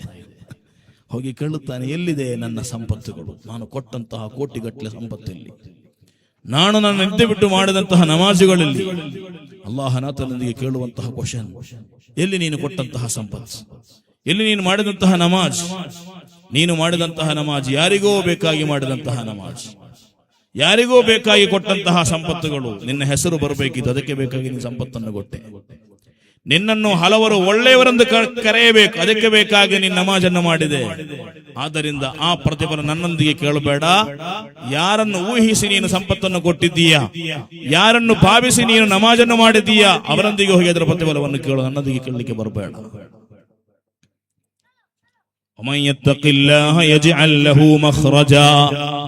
ತಕ್ವ ನಮಗೆ ಉಂಟು ಎಂಬುದರ ಲಕ್ಷಣವೇನು? ನನ್ನ ಪ್ರೀತಿಯ ಮುಸಲ್ಮಾನರೇ, ನನ್ನ ಮಾತನ್ನು ಕೇಳುವಂತಹ ನನ್ನ ಸರ್ವ ಮನುಷ್ಯರೇ, ವಮನ್ ಯಅಲ್ಲಿಮ್ ಶಆಯಿರಲ್ಲಾಹ್, ಅಲ್ಲಾಹನ ಗುರುತುವಿಕೆಯನ್ನು ನಮಗೆ ಪರಿಚಯ ಮಾಡಿಕೊಡುವಂತಹ ಏನೆಲ್ಲವಿದೆಯೋ ಈ ಜಗತ್ತಿನಲ್ಲಿರುವಂತಹ ಸಕಲ ಚರಾಚರಗಳು ಅಲ್ಲಾಹನ ಗುರುತುವಿಕೆಯನ್ನು ಪರಿಚಯ ಮಾಡಿಕೊಡುವಂತಹ ವಸ್ತುಗಳಾಗಿದೆ. ಅವುಗಳ ಬಗ್ಗೆ ನಮಗೆ ಯಾವತ್ತೂ ಕೂಡ ಗೌರವಗಳಿರಬೇಕು. ಆದ್ದರಿಂದಲೇ ಮಹಾತ್ಮರುಗಳು ಹೇಳಿದರು, ನಾವು ಕಾಣುವಂತಹ ಮೂಕ ಪ್ರಾಣಿಗಳು, ಅವರೊಂದಿಗೆ ನಮಗೆ ಕಾರುಣ್ಯ ಬೇಕು, ಅವುಗಳೊಂದಿಗೆ ನಮಗೆ ವಿನಯ, ಅವುಗಳೊಂದಿಗೆ ಅಕ್ರಮವಿಲ್ಲದಂತಹ ಮನಸ್ಸುಗಳು ಬೇಕು. ಆ ಮೃಗಗಳೊಂದಿಗೆ ಕಲ್ಲೆಸೆಯುವಂತದ್ದಿಲ್ಲವೇ? ಬೀದಿ ನಾಯಿಗಳಿಗೆ ಕಲ್ಲೆಸೆಯುವಂತಹ ಹುಕುಮೇನು, ಅದರ ಹುಕುಮೇನು, ಮಸಲೆ ಏನು? ಪರಿಶುದ್ಧವಾದ ಇಸ್ಲಾಂ ಹೇಳಿತು, ಬೀದಿ ನಾಯಿಗೆ ಕಲ್ಲೆಸೆಯುವಂತದ್ದು ಹರಾಮ್, ನಿಷಿದ್ಧವಾಗಿದೆ. ಹೋಗುವಂತಹ ಹಸುವಿಗೆ ಕಲ್ಲೆಸೆಯುವಂಥದ್ದು, ಮನೆಯ ಹಿತ್ತಲಿಗೆ ಬಂದಂತಹ ಹಸುವಿಗೆ ಆತ ಗಂಜಿ ಕೊಡುತ್ತಿದ್ದಾನೆ. ಯಾವ ಗಂಜಿ ಗೊತ್ತೇ? ಯಾವ ಗಂಜಿ? ಬಿಸಿ ಇನ್ನೂ ಕೂಡ ಆರದ 100 ಡಿಗ್ರಿ ಸೆಲ್ಸಿಯಸ್ ಬಿಸಿ ಇರುವಂತಹ ಗಂಜಿ ಕೊಡುತ್ತಿದ್ದಾನೆ. ಯಾಕೆ? ಅದು ಯಾವತ್ತು ಕೂಡ ಬಂದು ನನ್ನ ಮನೆಯ ಹಣ್ಣು ಹಂಪಲುಗಳನ್ನು ತಿನ್ನುವಂತಹ ಹಸು ಅದು. ಅದರಿಂದ ಅದರ ನಾಲೆಗೆ ಕರಿದು ಹೋಗಬೇಕು ಅಂತ ಹೇಳಿ ನಾವು ಕೊಡುವಂತಹ ಬಿಸಿಯಾದ ಗಂಜಿ ನಾಳೆ ಮೂಕ ಪ್ರಾಣಿ ನಮ್ಮ ಎದುರಾಗಿ ಅಲ್ಲಾಹನ ಮುಂದೆ ಸಾಕ್ಷಿ ನಿಲ್ಲುತ್ತೆ. ಅದರೊಂದಿಗೆ ಮಾಡುವಂತಹ ಅಕ್ರಮ ಪ್ರವಾದಿ ಸಲ್ಲಲ್ಲಾಹು ಅಲೈಹಿ ವಸಲ್ಲಂ ಕಲಿಸಿಕೊಟ್ಟಿಲ್ಲವೇ? ನಿನ್ನ ಪರಿಸರದಲ್ಲಿ, ನಿನ್ನ ಮನೆಯ ಹಿತ್ತಲಲ್ಲಿ ಮಾಡುವಂತಹ ಕೃಷಿಗಳನ್ನು ಯಾವುದೋ ಹಕ್ಕಿಗಳು, ಯಾವುದೋ ಮೂಕ ಪ್ರಾಣಿಗಳು ತಿಂದು ಹೋದರೆ ನೀನು ಅದರ ವಿಚಾರದಲ್ಲಿ ದುಃಖಿಸಬೇಡ. ಕಾರಣ ಅದು ನೀನು ಅವುಗಳಿಗೆ ಕೊಡುವಂತಹ ಸದಕವಾಗಿದೆ. ಮುಹಮ್ಮದುರ್ ರಸೂಲುಲ್ಲಾಹಿ ಸಲ್ಲಲ್ಲಾಹು ಅಲೈಹಿ ವಸಲ್ಲಂ. ಮನುಷ್ಯರಿಗೆ ಮಾತ್ರವಲ್ಲ ದಾನ ಧರ್ಮ, ನಾಯಿಗೆ ಹಾಕುವಂತಹ ಆಹಾರವು ಕೂಡ ಧರ್ಮವೇ, ಮೂಕ ಪ್ರಾಣಿಗಳಿಗೆ ಹಾಕುವಂತಹ ಆಹಾರಗಳು ಕೂಡ ಧರ್ಮವೇ. ಏನೋ ಒಂದು ಬೆಕ್ಕು ಮನೆಯ ಕಿಚನ್ ನಲ್ಲಿ ಇಟ್ಟಂತಹ ಮೀನು ತೊಳೆಯುವಾಗ ನಾವು ತೊಳೆದು ಸಂಪೂರ್ಣವಾಗಿ ಒಂದು ಪಾತ್ರೆಯಲ್ಲಿ ತೆಗೆದು ಒಂದು ಕಡೆ ಇಟ್ಟಿರುತ್ತೇವೆ. ಬೆಕ್ಕು ನೋಡುತ್ತಾ ಇರುತ್ತೆ ಇದನ್ನು. ಯಾವಾಗ ಈ ಮನೆಯ ಮಾಲಕನ ಶ್ರದ್ಧೆ ತಪ್ಪಿ ಹೋಗುತ್ತೆ ಅಂತ ನಾವು ಆಚೆ ಕಡೆ ತಿರುಗಿದಾಗ, ಈಚೆ ಕಡೆ ನೋಡುವಾಗ ಬೆಕ್ಕು 2 ಮೀನನ್ನು ತೆಗೆದುಕೊಂಡು ಹೋಗಿರುತ್ತೆ. ಬಂಗುಡೆಯಾಗಿದ್ದರೆ 2 ಮೀನು ತೆಗೆದುಕೊಂಡು ಹೋಗಿರುತ್ತೆ. ಅದರ ಹೆಸರಲ್ಲಿ ಮರುದಿನ ಆತ ರೆಡಿ ಮಾಡಿಟ್ಟಿರ್ತಾನೆ. ಏನು? ಬೆಚ್ಚಗಿನ ಎಣ್ಣೆ. ಆ ಎಣ್ಣೆ ರೆಡಿ ಮಾಡಿಟ್ಟುಕೊಂಡು ಬೆಕ್ಕು ಬರುವ ಹೊತ್ತು ನೋಡಿ ಬೆಕ್ಕುವಿನ ಮೇಲೆ ಆ ಎಣ್ಣೆಯನ್ನು ಸುರಿಯುವಂತಹ ಮಹಿಳೆಯರಷ್ಟು. ಬೆಕ್ಕಿನ ಕಾರಣದಿಂದ ನರಕಕ್ಕೆ ಹೋದಂತಹ ಮಹಿಳೆಯ ಬಗ್ಗೆ ಪರಿಶುದ್ಧವಾದ ಇಸ್ಲಾಂ ನಮಗೆ ಕಲಿಸಿಕೊಡುತ್ತಾ ಇದೆ. ಮುಹಮ್ಮದುರ್ ರಸೂಲುಲ್ಲಾಹಿ ಸಲ್ಲಲ್ಲಾಹು ಅಲೈಹಿ ವಸಲ್ಲಂ. ವೇಶ್ಯೆಯಾದ ಹೆಣ್ಣು ಮರುಭೂಮಿಯಲ್ಲಿ ನಡೆದುಕೊಂಡು ಹೋಗುತ್ತಿರಬೇಕಾದರೆ ದಾಹದಿಂದ ಚಡಪಡಿಸುವಂತಹ ನಾಯಿಯನ್ನು ನೋಡಿ ತನ್ನ ಕಾಲಿನಲ್ಲಿರುವಂತಹ ಶೂವನ್ನು ಊರಿ ತೆಗೆದು ಅಲ್ಲಿರುವಂತಹ ಬಾವಿಗೆ ಆ ಶೂವನ್ನು ಕೆಳಗಿಳಿಸಿಕೊಂಡು ಅದರಿಂದ ನೀರನ್ನು ಎತ್ತಿಕೊಂಡು ಆ ನಾಯಿಯ ದಾಹವನ್ನು ತೀರಿಸಿದ ಕಾರಣ ವೇಶ್ಯೆಯಾದ ಹೆಣ್ಣಿಗೆ ಅಲ್ಲಾಹನು ಸ್ವರ್ಗವನ್ನು ಕೊಟ್ಟಿದ್ದಾನೆ. ಅದೇ ವೇಳೆ ನಿತ್ಯ ನಿರಂತರವಾಗಿ ನಮಾಜು ಮಾಡುತ್ತಿದ್ದಂತಹ ಹೆಣ್ಣು ಬಳಿದ್ದಳು. ಅವಳು ಇದೇ ರೀತಿ ಬೆಕ್ಕನ್ನು ಒಂದು ರೂಮಿನಲ್ಲಿ ಬಂದ್ ಮಾಡಿ 1 ವಾರಗಳ ಕಾಲ ಊಟವನ್ನು ನೀರನ್ನು ಕೊಡದೆ ಇಟ್ಟು ಆ ಬೆಕ್ಕನ್ನು ಸಾಯಿಸಿಬಿಟ್ಲು. ನಮಾಜು ಮಾಡಿದಂತಹ ಹೆಣ್ಣು ನರಕಕ್ಕೆ ಹೋದಳು ಎಂದು ಮುಹಮ್ಮದುರ್ ರಸೂಲುಲ್ಲಾಹಿ ಸಲ್ಲಲ್ಲಾಹು ಅಲೈಹಿ ವಸಲ್ಲಂ. ಬಹಳಷ್ಟು ಜಾಗೃತರಾಗಬೇಕು ನಾವು. ಇಲ್ಲಿರುವ ಎಲ್ಲವೂ ಕೂಡ ನಮಗೆ ಬೇಕಾಗಿ ಸೃಷ್ಟಿಸಲ್ಪಟ್ಟದ್ದು. وخلق لكم ما في الارض جميعا. ಜಗತ್ತಿನಲ್ಲಿರುವ ಸಕಲವೂ ಕೂಡ ಮನುಷ್ಯನಿಗೆ ಬೇಕಾಗಿ ಸೃಷ್ಟಿಸಲ್ಪಟ್ಟದ್ದು. ಆದ್ದರಿಂದಲೇ ಹಸುವಿನ ಕೆಚ್ಚಲಿನಿಂದ ಹಾಲನ್ನು ಕೆರೆಯುವಾಗ ಹಸುವಿನ ಸಣ್ಣ ಮಗುವಿರುತ್ತೆ. ಆ ಮಗುವಿನ ಹಾಲನ್ನು ನೀವು ತಡೆದಿರಲ್ಲವೇ ಎಂದು ಯಾರೂ ಕೂಡ ಕೇಳುವುದಿಲ್ಲ. ಹಸುವಿನ ಹಾಲಿನಿಂದ ಆ ಕೆಚ್ಚಲಿನಿಂದ ಹಾಲನ್ನು ಕೆರೆಯುವಾಗ ಯಾರು ಕೂಡ ನಮ್ಮೊಂದಿಗೆ ಆರೋಪವನ್ನು ಹೊರಿಸುವುದಿಲ್ಲ. ಏನು? ಆ ಹಸುವಿನ ಮಗುವಿನ ಹಾಲನ್ನು ನೀವು ಕಬಲಿಸಿಟ್ರಲ್ಲ, ನೀವು ಅಕ್ರಮ ಮಾಡಿದಿರಲ್ಲ, ಅದನ್ನು ನೀವು ದೂರ ಮಾಡಿದಿರಲ್ಲ. ಯಾರು ಕೂಡ ಅದರ ಬಗ್ಗೆ ಪ್ರಶ್ನೆ ಮಾಡುವುದಿಲ್ಲ. ನಾವು ಕಡಲಿನಲ್ಲಿ ಸ್ವಚ್ಛಂದವಾಗಿ, ಸಮುದ್ರದಲ್ಲಿ ಸ್ವಚ್ಛಂದವಾಗಿ ಈಜುವಂತಹ ಮೀನುಗಳಿಗೆ ಬಲೆ ಹಾಕಿ ಹಿಡಿಯುತ್ತೇವೆ. ಯಾರು ಕೂಡ ಅದರ ಬಗ್ಗೆ ನೀವು ಮೀನುಗಳಿಗೆ ಅಕ್ರಮ ಮಾಡಿದ್ದೀರಾ ಅಂತ ಕೇಳುವುದಿಲ್ಲ. ಕಾರಣವೇನು? ಕುರ್ಆನ್ ಹೇಳಿದೆ, ವಖಲಕ ಲಕುಂ ಮಾ ಫಿಲ್ ಅರ್ದಿ ಜಮೀಆ. ನಿಮಗೆ ಅಲ್ಲಾಹನು ಹಲವಾರು ವಸ್ತುಗಳನ್ನು ಉಪಯೋಗವಾಗಿ ಇಟ್ಟಿರುತ್ತಾನೆ. ಅದನ್ನು ನೀವು ಬೇಕಾದ ರೀತಿಯಲ್ಲಿ ಉಪಯೋಗಿಸಿ. ಅವುಗಳಿಗೆ ಅಕ್ರಮ ಮಾಡದಿರಿ, ಅವುಗಳಿಗೆ ಹೊಡೆಯದಿರಿ. ಹೊಡೆಯದಿರಿ, ಅವುಗಳಿಗೆ ತೊಂದರೆಯನ್ನುಂಟು ಮಾಡದಿರಿ, ಅವುಗಳನ್ನು ಹಸಿವಿನಿಂದ ಸಾಯುವಂತೆ ಮಾಡದಿರಿ, ಅವುಗಳಿಗೆ ನೀರನ್ನು ಕೊಡದೆ ದಾಹದಿಂದ ಚಡಪಡಿಸಿ ಸಾಯುವಂತೆ ಮಾಡದಿರಿ. ಅವುಗಳನ್ನು ಯಾವ ರೀತಿ ಉಪಯೋಗಿಸಬೇಕೆಂದು ನಾವು ಹೇಳಿಕೊಟ್ಟಿದ್ದೇವೆಯೋ ಆ ರೀತಿ ನೀವು ಉಪಯೋಗಿಸಿ ಪರಿಶುದ್ಧವಾದ ಕುರ್ಆನ್ ಅಲ್ವಾ. ಜೇನುನೊಣಗಳು ಸೇರಿಕೊಂಡು ದೊಡ್ಡ ಬೆಲೆ ಬರುವಂತಹ ಜೇನನ್ನು ಶೇಖರಿಸಿಡುತ್ತೆ ಅಲ್ವಾ. ಆ ಜೇನುನೊಣಗಳನ್ನು ಓಡಿಸಿ ನಾವು ಜೇನನ್ನು ಶೇಖರಣೆ ಮಾಡುತ್ತೇವೆ ಬಾಟಲ್ಗಳಿಗೆ. 1 ಲೀಟರ್ 2 ಲೀಟರ್ 3 ಲೀಟರ್, 1 ಲೀಟರ್ಗೆ 1800 ರೂಪಾಯಿ ತೆಗಿತೇವೆ ನಾವು. ಯಾರಾದ್ರೂ ಜಗತ್ತಿನಲ್ಲಿ ಹೇಳಿದ್ರ? ಅದು ಜೇನುನೊಣಗಳನ್ನು ದ್ರೋಹ ಮಾಡುವುದಂತ ಯಾರಾದ್ರೂ ಹೇಳಿದ್ರ? ಇಲ್ಲ. ಯಾಕೆ? ಕಾರಣ ವಖಲಕಲಕುಂ ಮಾ ಫಿಲ್ ಅರ್ದಿ ಜಮೀಅ. ಉಪಯೋಗಿಸಬೇಕಾದಂತಹ ವಸ್ತುಗಳನ್ನು ಉಪಯೋಗ ಮಾಡಬೇಕಾದ ರೀತಿಯಲ್ಲಿ ಉಪಯೋಗಿಸುವುದಾದರೆ ಅದಕ್ಕೆ ಯಾವುದೇ ರೀತಿಯ ಪರ್ಮಿಷನ್ಗಳ ಅಗತ್ಯವಿಲ್ಲ, ಸರ್ವಾನುಸಮ್ಮತವಾಗಿದೆ ಅದು ಅಲ್ವಾ. ಕೋಳಿ ಮೊಟ್ಟೆ ಇಡುತ್ತೆ ಅಲ್ವಾ, ಕೋಳಿ ಮೊಟ್ಟೆ ಇಡುತ್ತೆ. ಆ ಮೊಟ್ಟೆಯನ್ನು ತೆಗೆದು, ಇವತ್ತು ಮೊಟ್ಟೆ ಇಲ್ಲದ ಅಂಗಡಿ ಇದೆಯಾ? ಎಲ್ಲ ಅಂಗಡಿಗಳಲ್ಲೂ ಕೂಡ ಮೊಟ್ಟೆ ಇದೆ. ಆ ಮೊಟ್ಟೆಯನ್ನು ತೆಗೆದು ಒಳ್ಳೆಯ ರೀತಿಯಲ್ಲಿ ಬೇಯಿಸಿ ಅಥವಾ ಆಮ್ಲೆಟ್ ಮಾಡಿ ತಿಂತೇವೆ. ಜಗತ್ತಿನಲ್ಲಿ ಇಷ್ಟರ ತನಕ ಯಾರಾದರೂ ಮೊಟ್ಟೆಯನ್ನು ಬೇಯಿಸಿ ಅರ್ಧ ತಾನು ತಿಂದು ಅರ್ಧ ಕೋಳಿಗೆ ಕೊಟ್ಟವನಿದ್ದಾನೆ? ಇದರಲ್ಲಿ ಆಮ್ಲೆಟ್, ಡಬಲ್ ಆಮ್ಲೆಟ್ ಮಾಡುತ್ತೇವೆ, ತ್ರಿಬಲ್ ಆಮ್ಲೆಟ್ ಮಾಡುತ್ತೇವೆ. ಅರ್ಧ ಆಮ್ಲೆಟ್ ತಿಂದು ಅರ್ಧ ಆಮ್ಲೆಟ್ ಕೋಳಿಗೆ ಕೊಟ್ಟವರಿದ್ದಾರೆ ಇದರಲ್ಲಿ? ಇಲ್ಲ. ಸಂಪೂರ್ಣವಾಗಿ ನಾವೇ ತಿನ್ನುವಂಥದ್ದಲ್ವಾ ಅಲ್ವಾ. ಇದರ ಬಗ್ಗೆ ಯಾರಾದರೂ ಕೂಡ ನೀವು ಕೋಳಿಗೆ ದ್ರೋಹ ಮಾಡಿದಿರಿ ಅಂತ ಹೇಳ್ತಾರಾ? ಪೇಪರ್ ಅಲ್ಲಿ ರಿಪೋರ್ಟ್ ಬರುತ್ತಾ? ಮಾಧ್ಯಮಗಳಲ್ಲಿ ನ್ಯೂಸ್ ಆಗುತ್ತಾ? ಇಲ್ಲ. ಯಾಕೆ? ವಖಲಕಲಕುಂ ಮಾ ಫಿಲ್ ಅರ್ದಿ ಜಮೀಅ. ಈ ಜಗತ್ತಿನಲ್ಲಿರುವ ಪ್ರತಿಯೊಂದು ವಸ್ತುಗಳಲ್ಲಿಯೂ ಕೂಡ ಮನುಷ್ಯನಿಗೆ ಅಲ್ಲಾಹನು ಒಂದೊಂದು ಉಪಕಾರವನ್ನು ಇಟ್ಟಿರುತ್ತಾನೆ. ಆ ಉಪಕಾರವನ್ನು ಮನುಷ್ಯ ಪಡೆದೇ ತೀರಬೇಕು. ಹಾಗಾದ್ರೆ ನಮಗೆ ಕ್ಯಾಲ್ಸಿಯಂ, ಪ್ರೋಟೀನ್ ಉಂಟಾಗುವಂಥದ್ದು, ವಿಟಮಿನ್ಗಳು ಉಂಟಾಗುವಂಥದ್ದು ಪಡೆಯಬೇಕು. ಆದರೆ ಈ ಪಡೆಯುವ ವೇಳೆ ಹಸುವಿನ ಆ ಕೆಚ್ಚಲಿನಿಂದ ಹಾಲನ್ನು ಕೆರೆಯುವಾಗ ಇಸ್ಲಾಂ ಹೇಳುತ್ತಾ ಇದೆ, ನಿನ್ನ ಕೈಯ ಬೆರಳುಗಳಲ್ಲಿ ಉಗುರುಗಳಿರಬಾರದು. ಹಾಲನ್ನು ಕೆರೆಯಲಿಕ್ಕೆ ಹೇಳುವಂತಹ ಇಸ್ಲಾಂ ಹಾಲನ್ನು ಕೆರೆಯುವ ಮನುಷ್ಯನ ಕೈಗಳಲ್ಲಿ ಉಗುರುಗಳಿರಬಾರದು. ಉಗುರುಗಳು ಸಂಪೂರ್ಣವಾಗಿ ಕಟ್ ಮಾಡಿರಬೇಕು. ಯಾಕೆ? ಯಾಕೆ? ಹಸುವಿನ ಕೆಚ್ಚಲಿಗೆ ಉಗುರು ತಾಗಿ ನೋವುಂಟಾಗಬಹುದು. ಒಂದೊಂದಕ್ಕೂ ಒಂದೊಂದು ನಿಯಮಗಳಿದೆ. ಯಾವುದನ್ನು ಯಾವ ರೀತಿ ಉಪಯೋಗಿಸಬೇಕೆಂದು ಪವಿತ್ರವಾದ ಕುರ್ಆನ್ ಹೇಳಿಕೊಟ್ಟಿದೆ. ಅದನ್ನು ಈ ಜಗತ್ತು ಕೂಡ ಅಂಗೀಕರಿಸುತ್ತಾ ಇದೆ. ಆ ರೀತಿ ಬದುಕಿದಾಗ ನಾವು ವಮನ್ ಯುಅಲ್ಲಿಮ್ ಶಆಯಿರಲ್ಲಾಹ್ ಫಇನ್ನಹಾ ಮಿನ್ ತಕ್ವಲ್ ಕುಲೂಬ್. ಈ ಜಗತ್ತಿನಲ್ಲಿ ಕಾಣುವಂತಹ ಪ್ರತಿಯೊಂದು ವಸ್ತುಗಳು ಕೂಡ ಅಲ್ಲಾಹನ ಬಗ್ಗೆ ಪರಿಚಯವನ್ನು ನೀಡುವಂತಹ ವಸ್ತುಗಳಾಗಿದೆ. ಈ ಕಾಣುವಂತಹ ಮೆಟ್ಟಿಲುಗಳಿಲ್ಲವೇ ನನ್ನ ಪ್ರೀತಿಯ ಮುಅ್ಮಿನಿಗಳೇ?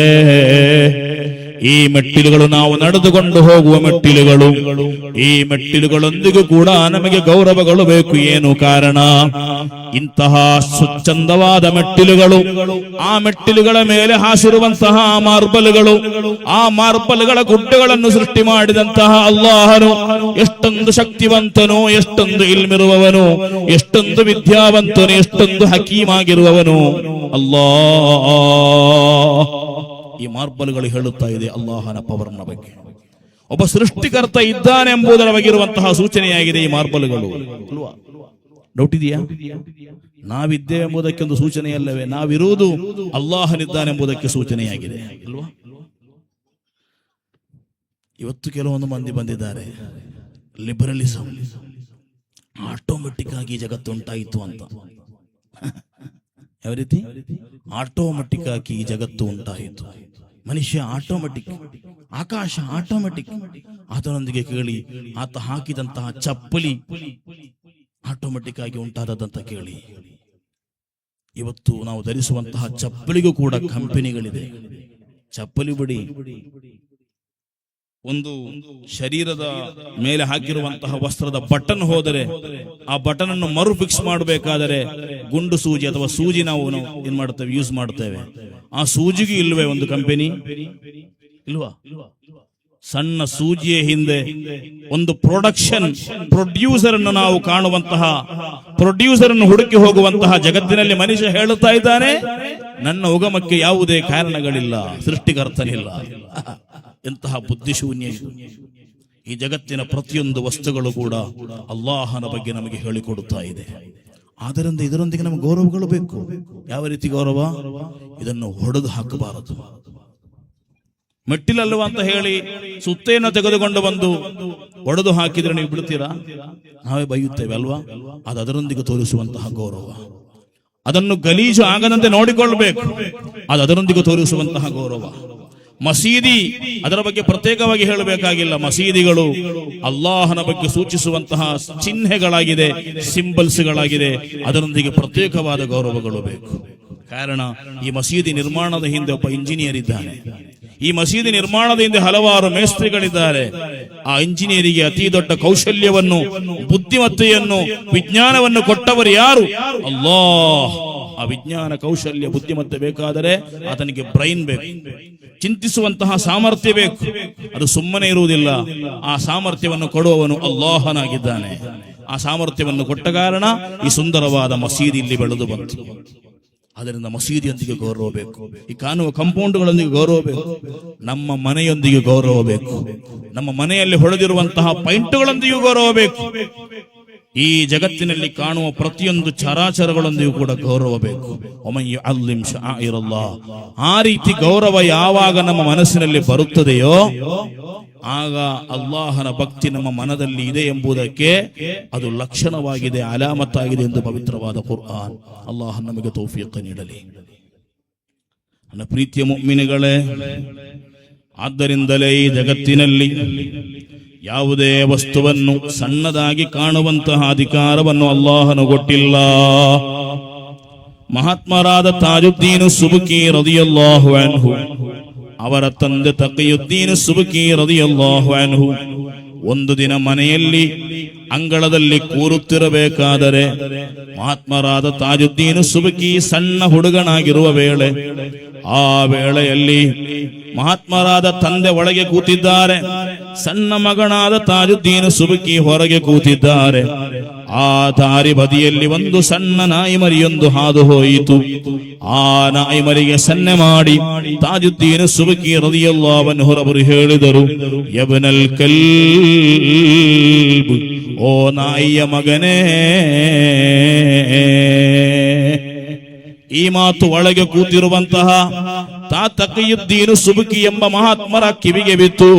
ಮಹಾತ್ಮರು ಹೊರಗೆ ಬಂದು ಮಗನೊಂದಿಗೆ ಕೇಳಿದರು, ಓ ಮಗನೇ, ನಾಯಿಯ ಬಗ್ಗೆ ಆ ರೀತಿ ಹೇಳಬಾರದು.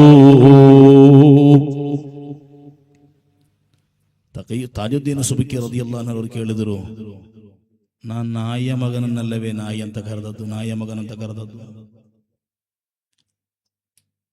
ಅದು ಹಸುವಿನ ಮಗನಲ್ಲ, ಒಂಟೆಯ ಮಗನಲ್ಲ, ಕತ್ತೆಯ ಮಗನಲ್ಲ. ಅದು ಯಾರ ಮಗನೇ? ನಾಯಿಯ ಮಗನೇ. ಆದ್ರಿಂದ ಯಬ್ನಲ್ ಕಲ್ಬ್ ಅಂತ ನಾನು ಕರೆದೆ. ಅದರಲ್ಲಿ ಏನು ಸಮಸ್ಯೆ ಮಾಡ್ಲಿಕ್ಕೆ ಉಂಟು?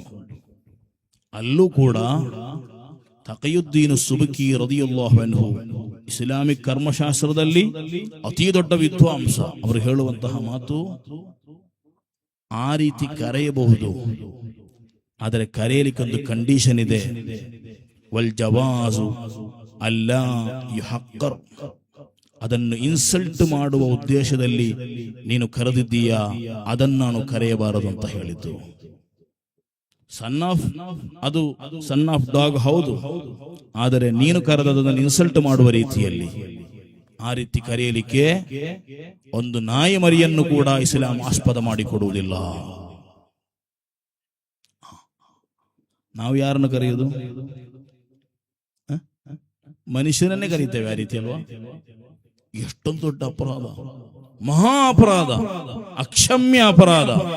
ಕೆಲವೊಮ್ಮೆ ಆ ಮಾತುಗಳ ಮೂಲಕವಾಗಿರಬಹುದು ನಮ್ಮ ಈಮಾನ್ ಊರಿ ಹೋಗುವಂಥದ್ದು. ಮುಹಮ್ಮದ್ ರಸೂಲುಲ್ಲಾಹಿ ಸಲ್ಲಲ್ಲಾಹು ಅಲೈಹಿ ವಸಲ್ಲಂ ಹೇಳಿಲ್ಲವೇ, ಅಂತಹ ಜೀವಿಗಳ ಹೆಸರನ್ನಿಟ್ಟು ಒಬ್ಬ ವ್ಯಕ್ತಿಯನ್ನು ಕರೆಯುವಾಗ ಆ ದಿವಸ ಪೂರ್ತಿ ಆತನ ಮುಖದಲ್ಲಿ ಆ ಜೀವಿಯ ಗುಣಗಳು ದರ್ಶನವಾಗುತ್ತೆ.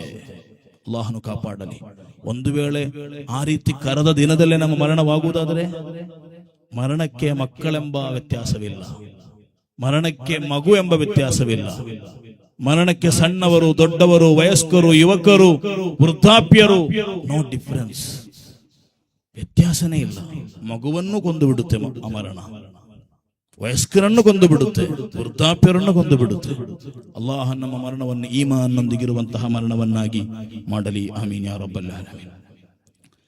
ಆ ನಾಯಿಯ ಕುರಿತು ಪವಿತ್ರವಾದ ಕುರ್ಆನ್ ಮತ್ತೊಂದು ಕಡೆ ಹೇಳಿತ್ತು, ಕಲ್ಬುಹುಂ ಬಾಸಿತುನ್ ದಿರಾಐಹಿ ಬಿಲ್ ವಸೀದ್ ಲವ್ ಇತ್ತಲಅತ ಅಲೈಹಿಂ ಲವಲ್ಲೈತ ಮಿನ್ಹುಂ ಫಿರಾರಂ ವಲಮುಲೀತ ಮಿನ್ಹುಂ ರುಅಬಾ.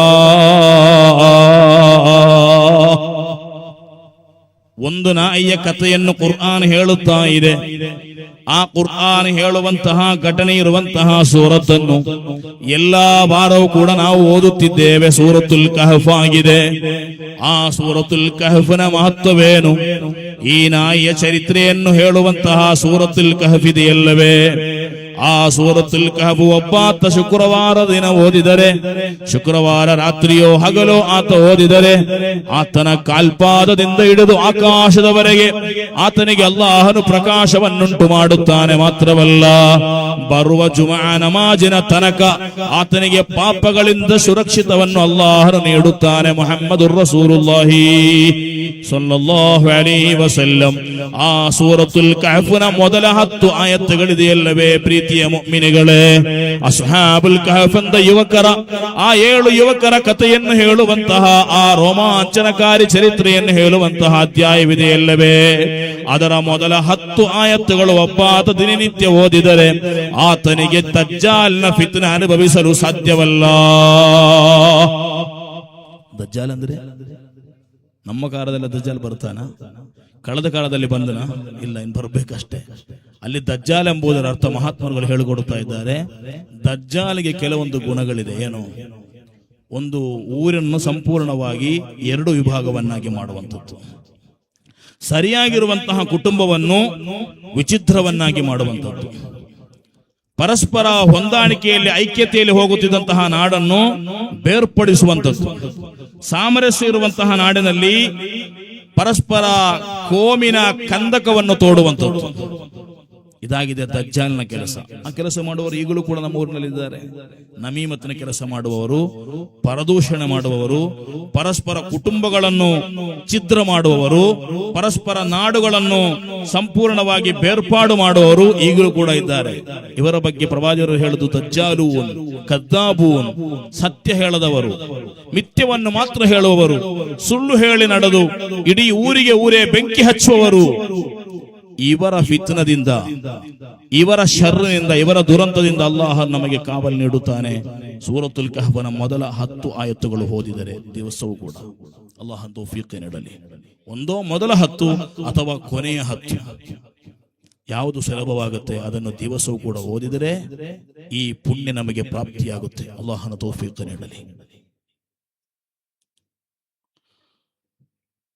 ಆ ಸೂರತುಲ್ ಕಹಫ್ನಲ್ಲಿ ಒಂದು ನಾಯಿಯ ಬಗ್ಗೆ ಹೇಳಿದೆ. ಆ ನಾಯಿ ಯಾವುದು? ಸತ್ಯಕ್ಕೆ ಬೇಕಾಗಿ ಅಚಲವಾಗಿ ನಿಂತಹ 7 ಯುವಕರ ದಂಡು ಇದೆ. ಆ ದಂಡಿನೊಂದಿಗೆ ಅತ್ಯಂತ ಭದ್ರವಾಗಿ ಸುಭದ್ರವಾಗಿ ಕಾವಲಾಗಿ ನಿಂತಹ ನಾಯಿಯಾಗಿದೆ.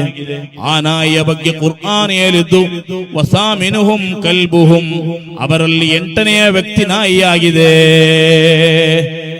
ಆ ನಾಯಿಗೆ ಅಷ್ಟೊಂದು ದೊಡ್ಡ ಮಹತ್ವ ಸಿಕ್ಕಿಬಿಡ್ತಲ್ವಾ? ಇವತ್ತು ಕೂಡ ಹಲವು ಮನೆಗಳ ಬಾಗಿಲಿನಲ್ಲಿ ಕಿತ್ಮೀರ್ ಅಂತ ಬರೆದಿಡುತ್ತೆ ಅಲ್ವಾ? ಕಿತ್ಮೀರ್.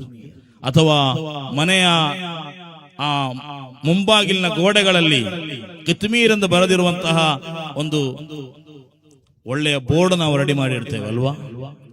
ಯಾವುದು ಕಿತ್ಮೀರ್? ಆ ನಾಯಿಯ ಹೆಸರು. ಒಂದು ನಾಯಿಯ ಹೆಸರು ಮನೆಯ ಗೋಡೆಯ ಬಾಗಿಲಿನಲ್ಲಿ ಬಂತು. ಒಂದು ನಾಯಿಯ ಹೆಸರು ಮನೆಯ ಮುಂಭಾಗದ ಗೋಡೆಗಳಲ್ಲಿ ಬಂತು. ಯಾಕೆ ಅಷ್ಟು ಮಹತ್ವ ಸಿಕ್ಕಿತು? ಯಾಕೆ? ಅಲ್ಲಾಹನ ಅತಿ ದೊಡ್ಡ ಸಿಂಬಲ್ಗಳಾಗಿರುವ ಅಲ್ಲಾಹನ ಮಹಾತ್ಮರುಗಳನ್ನು ಆ ನಾಯಿ ಪ್ರೀತಿ ಮಾಡಿತು. ಅಲ್ಹಮ್ದುಲಿಲ್ಲಾ, ಗಂಗಾವಳಿಗೆ ಅಂತಹ ಒಂದು ನಿದರ್ಶನವಿದೆ, ಚರಿತ್ರೆ ಇದೆ. ಸಾದಾತುಗಳನ್ನು ಪ್ರೀತಿ ಮಾಡಿದವರು ನೀವು, ಉಲಮಾಗಳನ್ನು ಪ್ರೀತಿ ಮಾಡಿದವರು ನೀವು. ಅಲ್ಲಾಹನು ಕಬೂಲ್ ಮಾಡಲಿ. ಇದು ಹಾಯಿವಾಗುವುದಿಲ್ಲ, ಇದು ಎಲ್ಲಿಯೂ ಕೂಡ ನಷ್ಟವಾಗುವುದಿಲ್ಲ. ಪರಲೋಕದಲ್ಲಿ ನಮಗೆ ಇದರ ಪ್ರತಿಫಲ ದುಪ್ಪಟ್ಟುಗಳಾಗಿ ಅನುಭವಿಸಲಿಕ್ಕಿದೆ. ಅಲ್ಲಾಹನ ತೌಫೀಕ್ ನೀಡಲಿ. ಒಂದು ನಾಯಿಗಿರುವಂತಹ ಮಹತ್ವ ಯಾರೊಂದಿಗೆ ಸೇರಿದ್ದು? ಅಸ್ಹಾಬುಲ್ ಕಹಫ್ ಎಂದ 7 ಮಂದಿ ಇರುವಂತಹ ಮಹಾತ್ಮರುಗಳೊಂದಿಗೆ ಸೇರಿದ್ದು.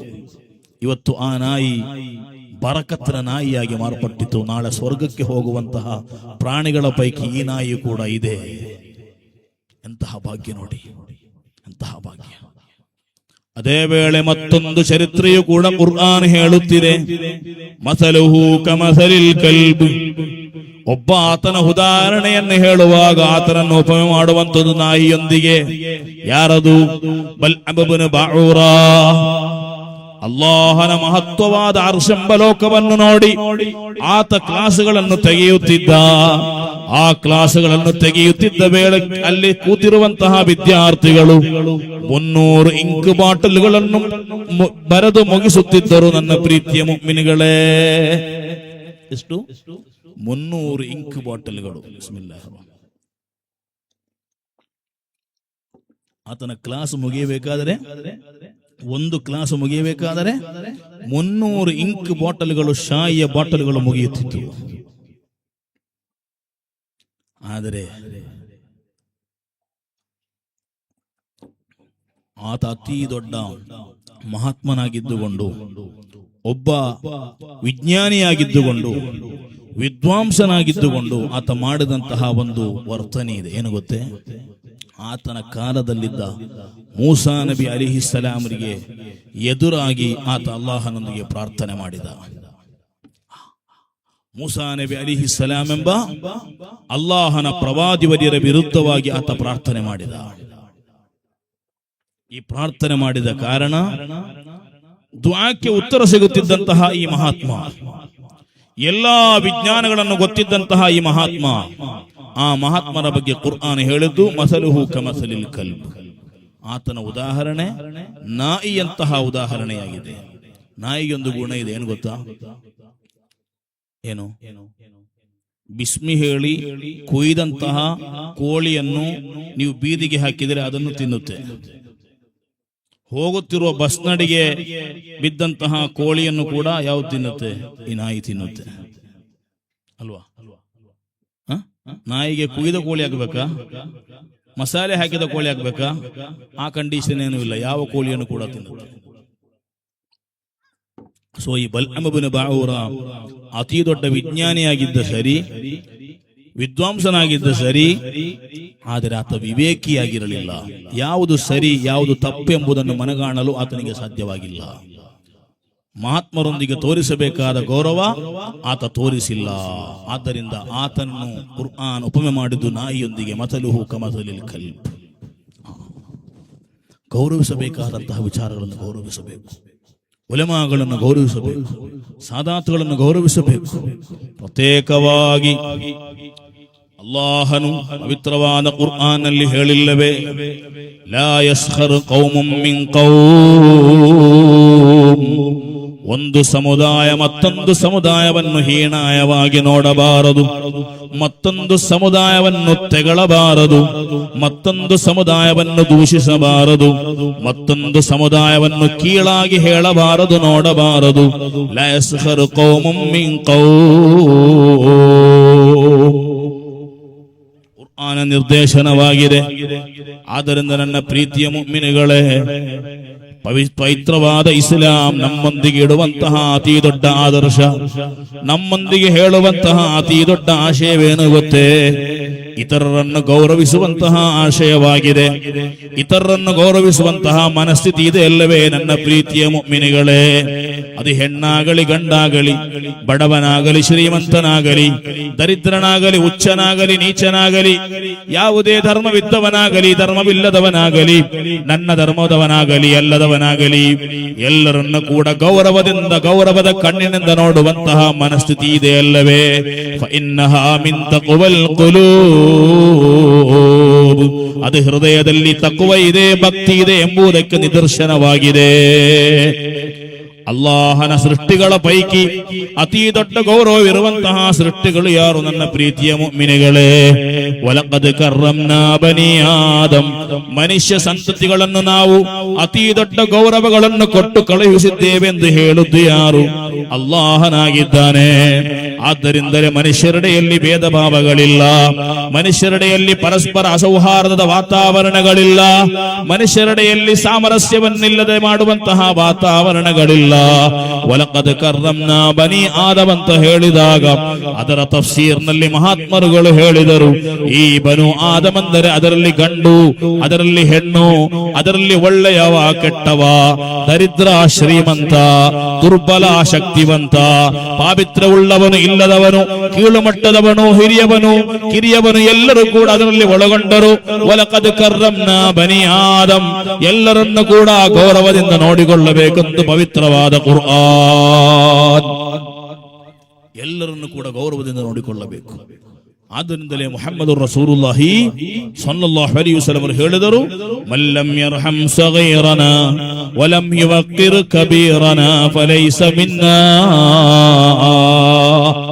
ಸಣ್ಣವರನ್ನು ಕಾರುಣ್ಯದಿಂದ ನೋಡದಂತಹ ವ್ಯಕ್ತಿಗಳು, ದೊಡ್ಡವರನ್ನು ಗೌರವದಿಂದ ನೋಡದಂತಹ ವ್ಯಕ್ತಿಗಳು ಫಲೈಸ ಮಿನ್ನಾ, ಆತ ನಮ್ಮವನಲ್ಲ, ಆತ ನಮ್ಮವನಲ್ಲ. ಮುಹಮ್ಮದುರ್ ರಸೂಲುಲ್ಲಾಹಿ ಸಲ್ಲಲ್ಲಾಹು ಅಲೈಹಿ ವಸಲ್ಲಂ ಪವಿತ್ರವಾದ ಇಸ್ಲಾಮಿಗೆ 1,24,000 ಪ್ರವಾದಿಗಳ ಪಾರಂಪರ್ಯವಿದೆ, ಪ್ರವಾದಿ ವರ್ಯರ ಇತಿಹಾಸವಿದೆ.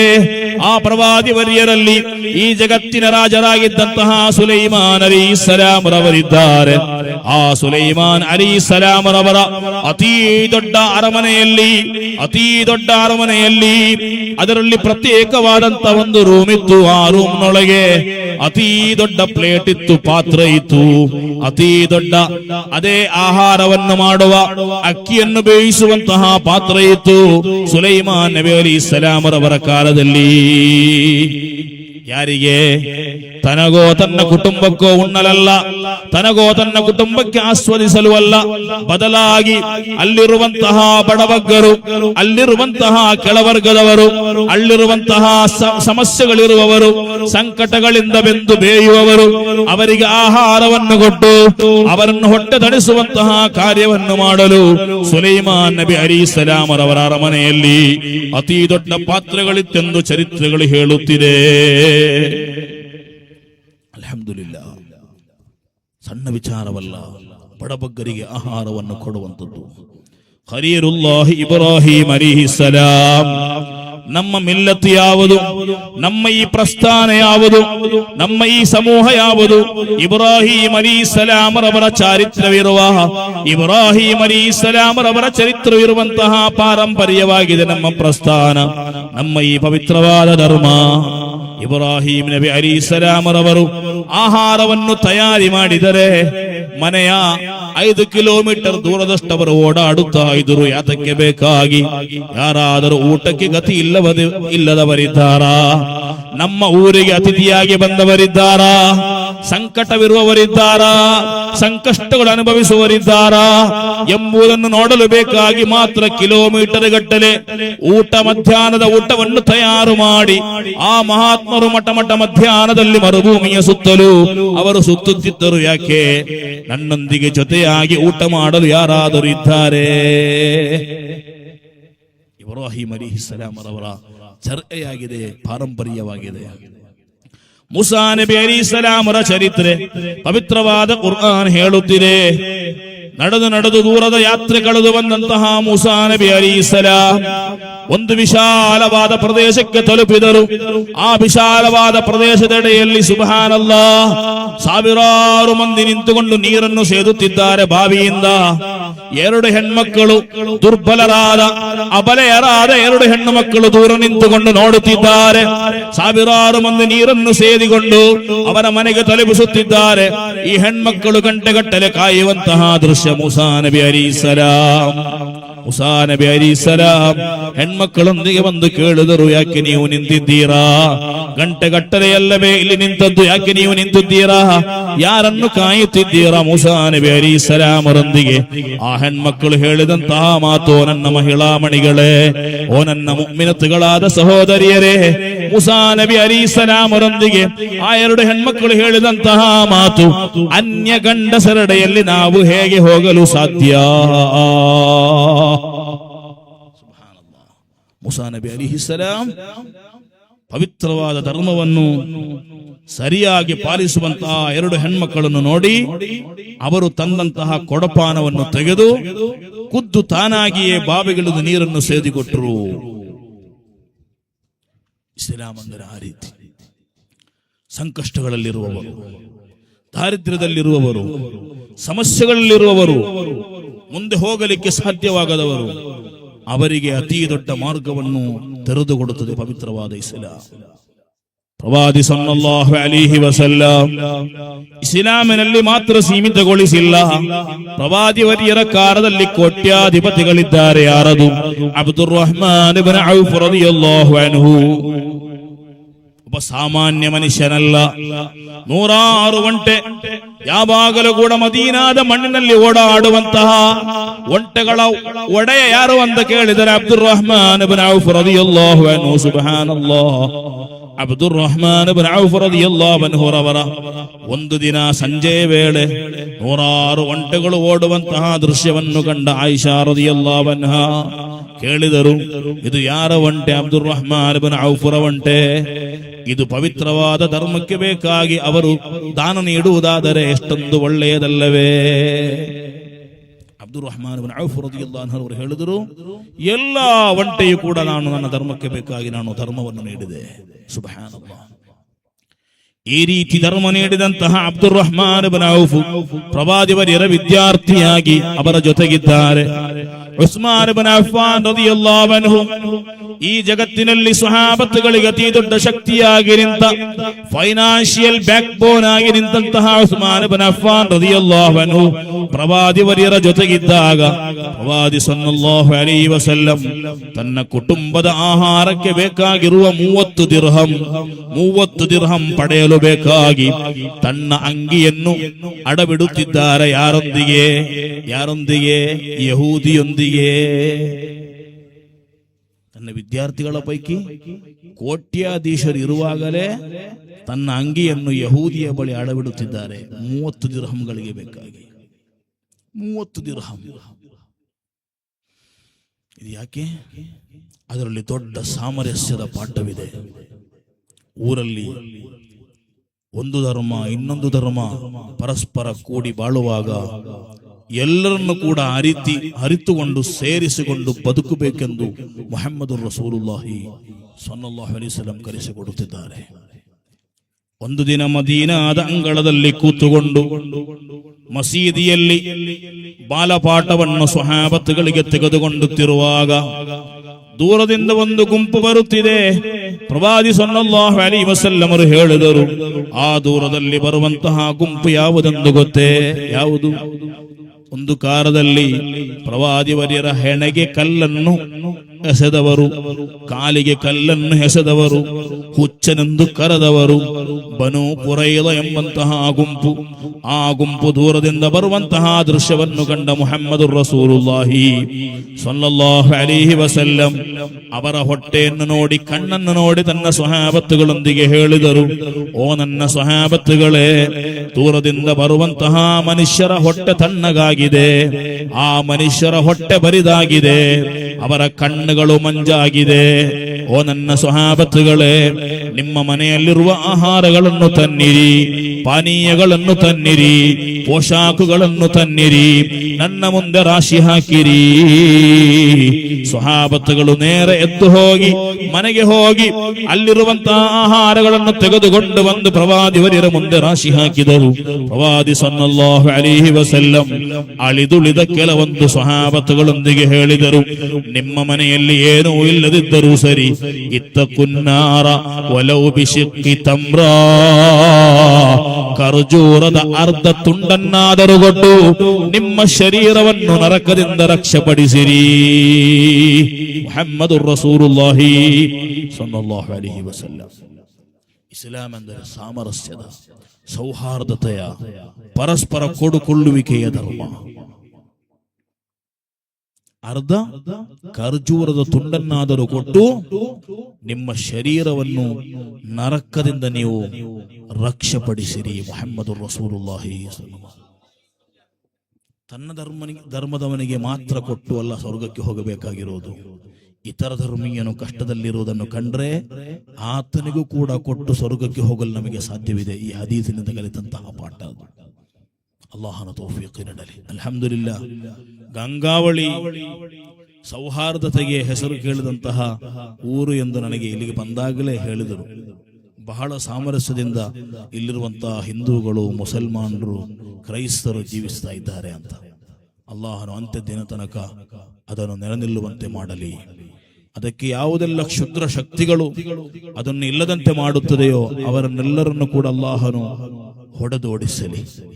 ಅವರಿಗೆ ಯಾವುದೇ ರೀತಿಯ ಶಕ್ತಿ ಸಿಗದಂತೆ ಮಾಡಲಿ. ಆಮೀನ್ ಯಾ ರಬ್ಬಲ್ ಆಲಮೀನ್. ಪ್ರವಾದಿ ಸಲ್ಲಲ್ಲಾಹು ಅಲೈಹಿ ವಸಲ್ಲಂ ಆ ರೀತಿಯಾಗಿ ನಮಗೆ ಜೀವಿಸಿಕೊಟ್ಟದ್ದು. ಆ ಪಾರಂಪರ್ಯವನ್ನು ಪಾಲನೆ ಮಾಡಿದ ನಂತರ ಬಂದಂತಹ ಎಲ್ಲಾ ಇಮಾಮಗಳ ಇಮಾಮಲ್ ಇಮಾಮುಲ್ ಆಜಂ ವಕುಲ್ಲುಹುಂ ಅಯಾಲು ಅಬೀ ಹನೀಫಾ, ಜಗತ್ತಿನಲ್ಲಿ ಬಂದ ಸಕಲ ವಿದ್ವಾಂಸರು ಅಬೂ ಹನೀಫ ಎಂಬ ಮಹಾತ್ಮರ ವಿದ್ವಾಂಸರ ಅತಿ ದೊಡ್ಡ ಅಗ್ರೇಸರ ಆಶ್ರಿತರಾಗಿದ್ದಾರೆ ಎಂದು ಕರೆಯಲ್ಪಟ್ಟಂತಹ ಅಬೂ ಹನೀಫತಲ್ ಕೂಫಿ ರದಿಯಲ್ಲಾಹು ಅನ್ಹು. ಸುಬ್ಹಾನಲ್ಲಾಹ್, ಆ ಮಹಾತ್ಮರಿಗೆ ಒಬ್ಬ ನೆರೆಹೊರೆಯವನಿದ್ದ. ಯಹೂದಿ ಧರ್ಮದವನು, ಎಲ್ಲಾ ದಿನವೂ ಕುಡಿದು ಬರುವವನು, ಎಲ್ಲಾ ದಿನವೂ ಕೂಡ ಅಮಲ್ನಲ್ಲಿರುವವನು. ಆತನ ಕೆಲಸ ಎಲ್ಲಾ ದಿನ ಕುಡಿದು ಬಂದು ಅಬೂ ಹನೀಫ ರದಿಯಲ್ಲಾಹು ಅನ್ಹುರವರ ಬಾಗಿಲಿನ ಬಳಿ ನಿಂತು ಅಬೂ ಹನೀಫಾರವರನ್ನು ತೆಗಳುವಂತಹ ಕೆಲಸ, ಅಬೂ ಹನೀಫಾರಿಗೆ ಬೈಯುವಂತಹ ಕೆಲಸ, ಅಬೂ ಹನೀಫಾರ ಮೇಲೆ ಕೈ ಎತ್ತುವಂತಹ ಕೆಲಸ, ಅವ್ಯಾಚ್ಯ ಶಬ್ದಗಳಿಂದ ನಿಂದಿಸುವಂತಹ ಕೆಲಸ ಈ ಕುಡುಕ ಮಾಡುತ್ತಿದ್ದಂತಹ ವೇಳೆಯಲ್ಲಿ ಹಲವಾರು ವರ್ಷಗಳಾಗಿ ಅಬೂ ಹನೀಫ ರದಿಯಲ್ಲಾಹು ಅನ್ಹು ತನ್ನ ಎರಡು ಕಿವಿಗಳೊಂದಿಗೆ ಈತನ ಮಾತುಗಳನ್ನು ಕೇಳಿದರಲ್ಲದೆ ಆತನಿಗೆ ಪ್ರತ್ಯುತ್ತರವಾಗಿ ಏನೂ ನೀಡಿರಲಿಲ್ಲ. ಸುಬ್ಹಾನಲ್ಲಾಹ್. ಮುಅ್ಮಿನಿಗಳೇ, ಯಾರಾದರೂ ಒಬ್ಬ ನಮ್ಮ ಕಾರಿಗೆ ತಾಗಿದಾಗ, ನಮ್ಮ ಮೈಗೆ ತಾಗಿದಾಗ, ನಮ್ಮನ್ನು ಬೈದಾಗ, ನಮ್ಮನ್ನು ಹೊಡೆದಾಗ ತಿರುಗಿ ಹೊಡೆಯುವವರು ಬೈಯುವವರು ಅಲ್ಲ ಅಲ್ಲ. ವಕೂಲು ಲಿನ್ನಾಸಿ ಹುಸ್ನಾ. ಸರಿಯಾದ ಮುಸಲ್ಮಾನನಾಗುವುದು ಯಾವಾಗ ಮುಅ್ಮಿನಿಗಳೇ? ಯಾವಾಗ ನಮ್ಮೊಂದಿಗೆ ಬೈದವರು, ನಮ್ಮೊಂದಿಗೆ ತೆಗಳಿದವರು, ನಮ್ಮನ್ನು ನೀಚವಾಗಿ ಕಂಡವರು ಅವರೊಂದಿಗೆ ಪ್ರತ್ಯುತ್ತರವಾಗಿ ನಾವು ಹೇಳಿದ್ದು ಒಳ್ಳೆಯದನ್ನು ಮಾತ್ರ, ಒಳಿತನ್ನು ಮಾತ್ರ. ಇವನಾಗಿದ್ದಾನೆ ಸರಿಯಾದ ಮುಸಲ್ಮಾನ. ವರ್ಷಾನುಗಟ್ಟಲೆ ಕುಡುಕನ ಬಾಯಿಯಿಂದ ತೆಗಳಿಕೆ ಕೇಳಿದಂತಹ ಅಬೂ ಹನೀಫ ರದಿಯಲ್ಲಾಹು ಅನ್ಹು ಪ್ರತ್ಯುತ್ತರವಾಗಿ ಒಂದೇ ಒಂದು ತೆಗಳಿಕೆಯನ್ನು ಹೇಳಲಿಲ್ಲ. ಒಂದು ದಿನ ಮನೆಗೆ ಬರಬೇಕಾದರೆ ಕುಡುಕನ ಬೈಗುಳಗಳು ಕೇಳುತ್ತಿಲ್ಲ. ಅನ್ವೇಷಣೆ ಮಾಡಿದ್ರು. ಎಲ್ಲಿ ಹೋದ? ನನ್ನ ನೆರೆಹೊರೆಯವನಾದ ಯಹೂದಿಯಾದ ಕುಡುಕ ಎಲ್ಲಿ ಹೋದ? ಆಗ ಹೇಳಿದರು, ಈತ ಕುಡಿತ ಜಾಸ್ತಿಯಾಗಿ ಊರಿನಲ್ಲಿ ಬೇರೆ ವಿಚಾರವಾಗಿ ಆತನನ್ನು ಆ ಊರಿನ ಪೊಲೀಸರು ಬಂಧನಕ್ಕೊಳಪಡಿಸಿದ್ದಾರೆ. ಅಬೂ ಹನೀಫ ರದಿಯಲ್ಲಾಹು ಅನ್ಹು ನೇರ ಹೋದರು ಅಲ್ಲಿರುವಂತಹ ಸ್ಟೇಷನ್ಗೆ, ಪೊಲೀಸ್ ಸ್ಟೇಷನ್. ಪೊಲೀಸ್ ಅಧಿಕಾರಿಗಳು ಅಬೂ ಹನೀಫರನ್ನು ಕಂಡು ನಿಬ್ಬೆರಗಾದರು. ಕುಡುಕನ ಬಗ್ಗೆ ಕೇಳಿ ಅನ್ವೇಷಣೆ ಮಾಡಿ ಅಬೂ ಹನೀಫ ಎಂಬ ಆ ಕಾಲದ ಮುಜದ್ದಿದ್, ಆ ಕಾಲದ ಮುಜತಹಿದ್, ಆ ಕಾಲದ ಅಗ್ರೇಸ ವಿದ್ವಾಂಸ ಪೊಲೀಸ್ ಸ್ಟೇಷನ್ಗೆ ಬಂದಿದ್ದಾರೆ. ಅಬೂ ಹನೀಫ ರದಿಯಲ್ಲಾಹು ಅನ್ಹುರವರು ಬಂದು ನೇರವಾಗಿ ಕೇಳಿದರು, ಎಲ್ಲಿದ್ದಾನೆ ನನ್ನ ನೆರೆಹೊರೆಯವನಾದಂತಹ ಯಹೂದಿ?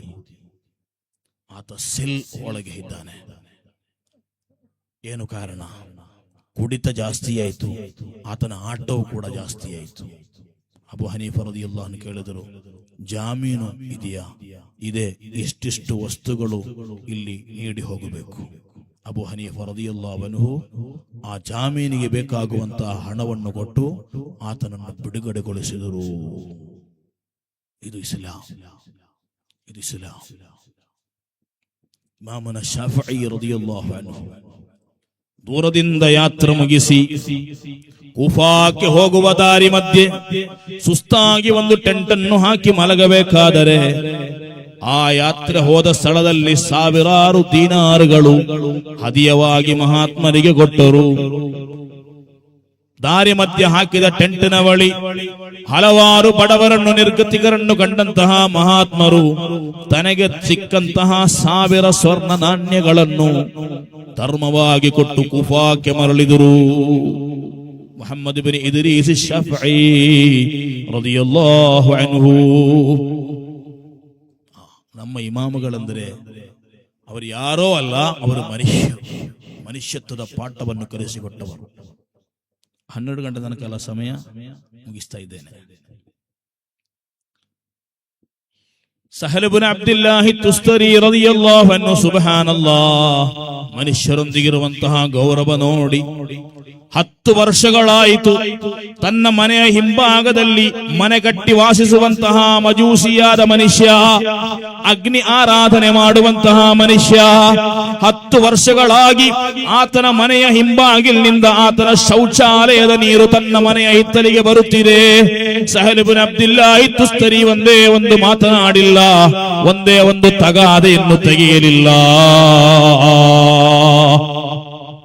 10 ವರ್ಷವಾಗುವಾಗ ತನ್ನ ಮರಣ ಸನ್ನಿಹಿತವಾಗುತ್ತಿದೆ ಎಂಬುದನ್ನು ಅರ್ಥೈಸಿಕೊಂಡ ಸಹಲ್ ಇಬ್ನ್ ಅಬ್ದುಲ್ಲಾಹ್ ತುಸ್ತರಿ ಆ ಮಜೂಸಿಯಾದ ಮನುಷ್ಯನನ್ನು ಬಳಿಗೆ ಕರೆದುಕೊಂಡು ಹೇಳಿದರು, ಓ ಮನುಷ್ಯ, 10 ವರ್ಷಗಳಾಗಿ ನಿನ್ನ ಮನೆಯ ಶೌಚಾಲಯದ ನೀರು ನನ್ನ ಹಿತ್ತಲಿಗೆ ಬರುತ್ತಿದೆ. ನನ್ನ ಸ್ವತಃ ಕೈಯಾರ ನನ್ನನ್ನು ಕ್ಲೀನ್ ಮಾಡಿದ್ದೇನೆ, ಪರವಾಗಿಲ್ಲ, ಅದರ ಬಗ್ಗೆ ಕಿಂಚಿತ್ ಬೇಜಾರು ನನಗೆ ನಿನ್ನೊಂದಿಗಿಲ್ಲ. ಆದರೆ ನಾನಿನ್ನು ಕೆಲವು ದಿನಗಳೊಳಗಾಗಿ ಈ ಭೂಮಿಯನ್ನು ಬಿಟ್ಟು ಹೋಗುತ್ತಿದ್ದೇನೆ, ಇಹಲೋಕಕ್ಕೆ ಯಾತ್ರೆಯನ್ನು ಹೇಳುತ್ತಿದ್ದೇನೆ. ಇನ್ನು ಈ ನನ್ನ ಮನೆಯಲ್ಲಿ ವಾಸಿಸುವಂತದ್ದು ನನ್ನ ಮಕ್ಕಳಾಗಿದ್ದಾರೆ. ನನ್ನ ಮಕ್ಕಳು ವಾಸಿಸುವ ದಿನಗಳಲ್ಲಿ ಕೆಲವೊಮ್ಮೆ ಅವರು ಇದನ್ನು ಸಹಿಸಲಿಕ್ಕೆ ಸಾಧ್ಯವಿಲ್ಲ. ನನ್ನ ಮರಣ ನಂತರವೂ ಕೂಡ ನಿನಗೆ ತೊಂದರೆಯುಂಟಾಗಬಾರದು.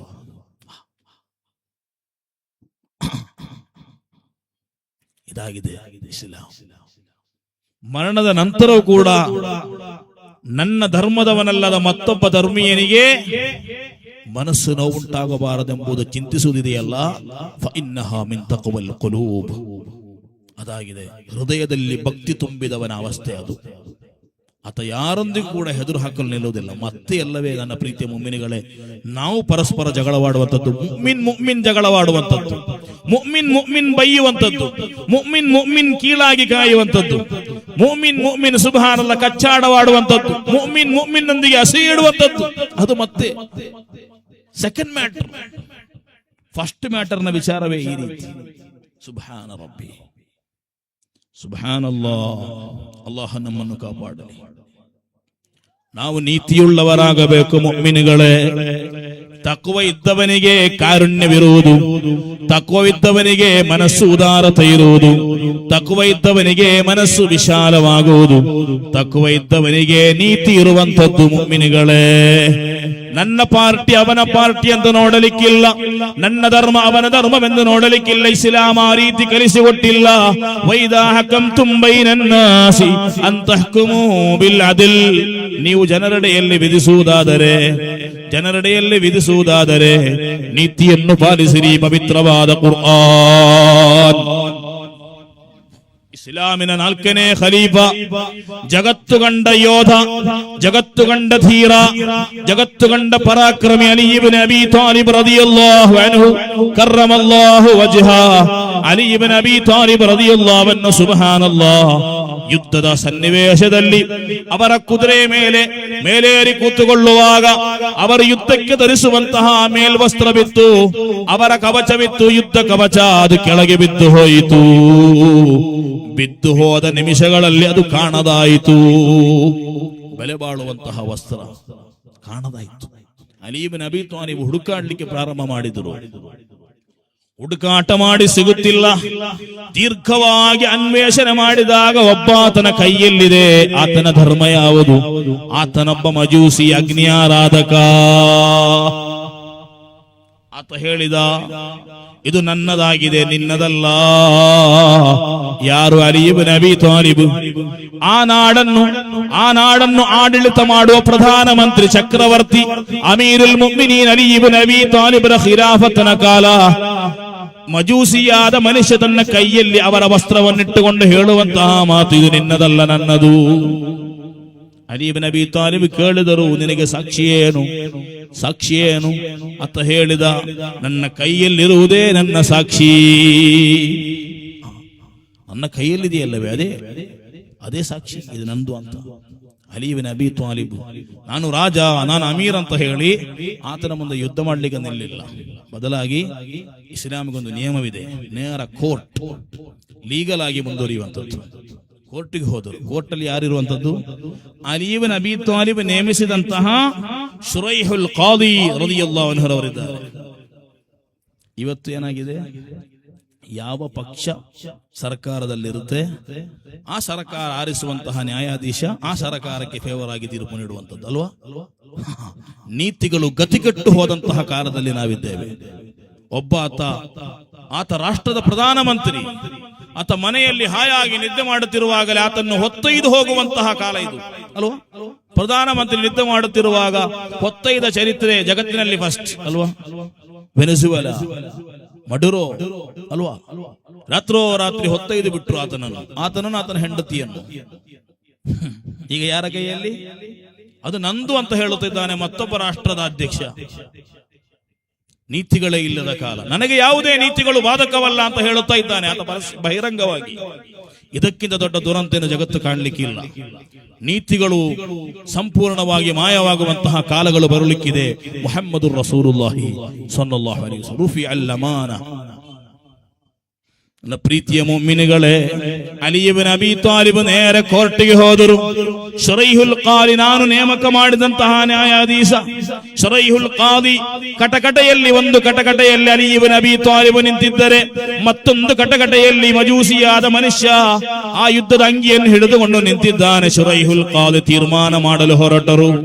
ಶುರೈಹುಲ್ ಕಾದಿ ಅಲಿ ಇಬ್ನ್ ಅಬಿ ತಾಲಿಬ್ರೊಂದಿಗೆ ಕೇಳಿದರು, ಏನು ವಿಚಾರ, ಚರ್ಚೆ ಏನು? ಅಲಿ ಇಬ್ನ್ ಅಬಿ ತಾಲಿಬ್ ಹೇಳಿದರು, ಆತನ ಕಾಯಲ್ಲಿ ಕಾಣುವಂತಹ ವಸ್ತ್ರ ನನ್ನದು. ಶುರೈಹುಲ್ ಕಾದಿ ಹೇಳಿದರು, ಏನು ಸಾಕ್ಷಿ? ಅದಕ್ಕೆ ಸಯ್ಯಿದಾ ಶಬಾಬಿ ಅಹ್ಲಿಲ್ ಜನ್ನಾ, ಸ್ವರ್ಗದ ಯುವಕರು ಎಂದು ಕರೆಸಲ್ಪಟ್ಟಂತಹ, ಬಣ್ಣಿಸಲ್ಪಟ್ಟಂತಹ ಹಸನ್ ಹುಸೈನ್ ರದಿಯಲ್ಲಾಹು ಅನ್ಹುಮಾ, ನನ್ನೆರಡು ಮಕ್ಕಳು ಸಾಕ್ಷಿಯಾಗಿದ್ದಾರೆ, ಆ ವಸ್ತ್ರ ನನ್ನದೆಂದು. ಶುರೈಹುಲ್ ಕಾದಿ ಹೇಳಿದರು, ಅಪ್ಪನಿಗೆ ಮಕ್ಕಳು ಸಾಕ್ಷಿಯಾಗುವುದಿಲ್ಲ. ಸುಬ್ಹಾನ ರಬ್ಬಿ. ಮಜೂಸಿಯೊಂದಿಗೆ ಕೇಳಿದರು, ನಿನ್ನ ವಾದವೇನು? ನನ್ನ ವಾದ ಇದು ನನ್ನದು. ಏನು ಸಾಕ್ಷಿ? ನನ್ನ ಕೈಯಲ್ಲಿದೆ ಎಂಬುದೇ ಸಾಕ್ಷಿ. ನೇಮ ಬಂತು, ತೀರ್ಮಾನ ಬಂತು. ಆ ಅಂಗಿ ಅಲಿ ಇಬ್ನ್ ಅಬಿ ತಾಲಿಬ್ಗಲ್ಲ, ಆ ಮಜೂಸಿಯಾದ ಪ್ರಜೆಗಾಗಿದೆ.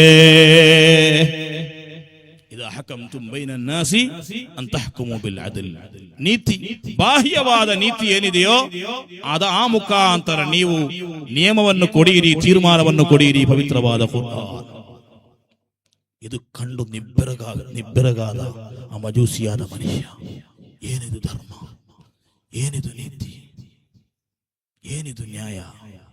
ಸುಬ್ಹಾನಲ್ಲಾಹ್. ಆತನಿಗೆ ಮತ್ತೆ ಆಲೋಚನೆ ಮಾಡಲಿಕ್ಕೆ ಸಮಯವಿಲ್ಲ. ಅಶ್ಹದು ಅಲ್ಲಾ ಇಲಾಹ ಇಲ್ಲಲ್ಲಾಹ್ ವ ಅಶ್ಹದು ಅನ್ನ ಮುಹಮ್ಮದರ್ ರಸೂಲುಲ್ಲಾಹ್. ಮುಅ್ಮಿನುಗಳೇ, ವ ಅಂತುಮುಲ್ ಅಲೌನ ಇನ್ ಕುಂತುಂ ಮುಅ್ಮಿನೀನ್ ಲಾ ತಹ್ಜನೂ, ನೀವು ದುಃಖಿತರಾಗಬೇಕಾಗಿಲ್ಲ, ಗಾಬರಿಯಾಗಬೇಕಾಗಿಲ್ಲ. ಮುಅ್ಮಿನಾಗಿ ಮುಸಲ್ಮಾನರಾಗಿ ಜೀವಿಸಲು ಪಕ್ವವಾದ ನಿರ್ಧಾರ ನೀವು ತೆಗೆದು ಆ ಮೂಲಕ ನೀವು ಮುಸಲ್ಮಾನರಾಗಿ ಮುಅ್ಮಿನುಗಳಾಗಿ ಜೀವಿಸಲು ಬಯಸುತ್ತೀರಾ?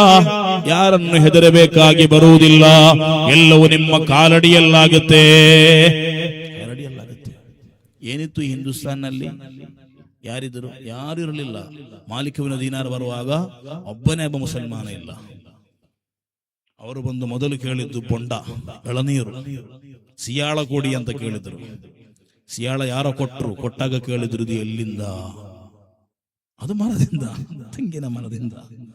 ತೆಂಗಿನ ಮರ ಸರಿ, ಅದು ನಿನ್ನ ಮರನ? ಅದು ನಮ್ಮದೇ ಮರ, ನಿನ್ನ ಮರ ಆಗಿದ್ದರೆ ಮಾತ್ರ ನಾವು ಕುಡಿಯುತ್ತೇವೆ.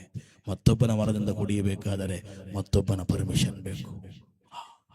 ಇಂತಹ ವಾಕ್ಯಗಳು ಆತನ ಜೀವನದಲ್ಲಿ ಮೊಟ್ಟ ಮೊದಲನೇ ಬಾರಿಗೆ ಕೇಳುವಂಥದ್ದು ಸ್ವಹಾಬತನ ಬಾಯಿಯಿಂದ.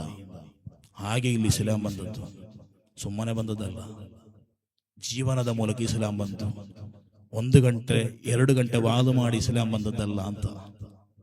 ವಾದ ಮಾಡಲಿಕ್ಕೆ ಭಾರಿ ಸುಲಭ, ಉಪದೇಶ ಹೇಳಲಿಕ್ಕೆ ಎಲ್ಲರೂ ಕೂಡ ಆಗುತ್ತೆ. ನಿಮಗೂ ಕೂಡ ಒಂದು ಮ್ಯಾಟರ್ ಸ್ಕ್ರಿಪ್ಟ್ ರೆಡಿ ಮಾಡಿ ಕೊಟ್ಟರೆ ನೀವು ಕೂಡ ಇಲ್ಲಿ ಬಂದು 2 ಗಂಟೆ ಬೊಬ್ಬಿರುದು ಭಾಷಣ ಮಾಡ್ತೀರಾ?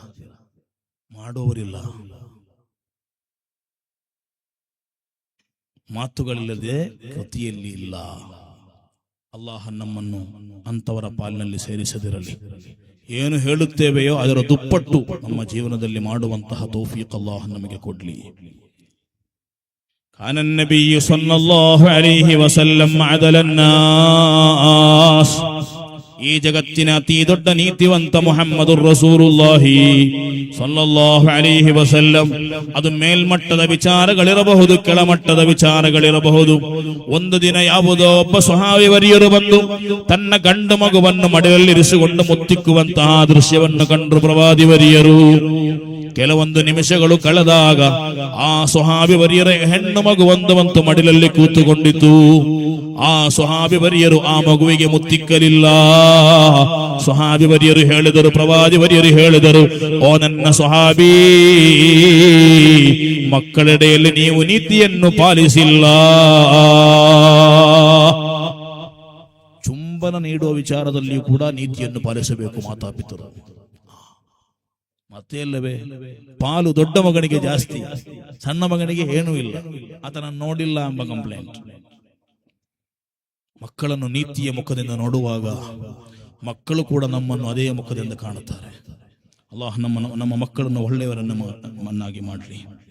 ಮುಮಿನಿಗಳೇ, ಎಲ್ಲರಿಗೂ ಕೂಡ ಒಳಿತನ್ನು ಬಯಸುವ, ಒಳಿತನ್ನು ಹೇಳುವ, ಒಳಿತನ್ನು ಮಾಡುವಂತಹ ಮನುಷ್ಯರಾಗಿ ನಾವು ಮಾರ್ಪಾಡಾಗಬೇಕು. ವಕೂಲು ಲಿನ್ನಾಸಿ ಹುಸ್ನಾ.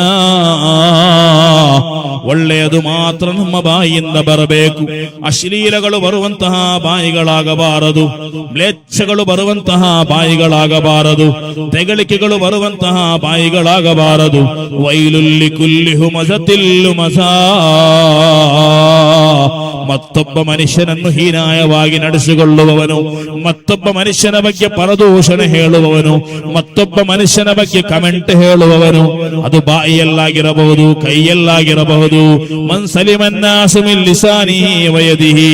ಯಾರು ಪರಿಪೂರ್ಣ ಮುಸಲ್ಮಾನನೆಂದು ಕೇಳಿದಾಗ ಪ್ರವಾದಿವರಿಯರು ಕೊಟ್ಟಂತಹ ಉತ್ತರ, ಆತನ ಕೈಗಳಿಂದಲೋ ಆತನ ನಾಲಿಗೆಯಿಂದಲೋ ಮನುಷ್ಯರಿಗೆ ಯಾವುದೇ ರೀತಿಯ ತೊಂದರೆಯುಂಟಾಗುವುದಿಲ್ಲ. ಕೈಗಳಿಂದ ಚಾಟಿಂಗ್ಗಳ ಮೂಲಕ, ಕಮೆಂಟ್ಗಳ ಮೂಲಕ, ಇಮೋಜಿಗಳ ಮೂಲಕ ಮತ್ತೊಬ್ಬ ಮನುಷ್ಯನಿಗೆ ನೋವುಂಟು ಮಾಡುವಂತಹ ವಿಚಾರಗಳುಂಟಾದರೆ ನಾವು ಪರಿಪೂರ್ಣರಾದ ಮುಸಲ್ಮಾನರಲ್ಲ. ಅವನಿಗೆ ಬೇಕಾಗಿ ಮಾತ್ರ ಸಿದ್ಧಪಡಿಸಿದ ನರಕವಿದೆ. ಆ ನರಕ ಯಾವುದು?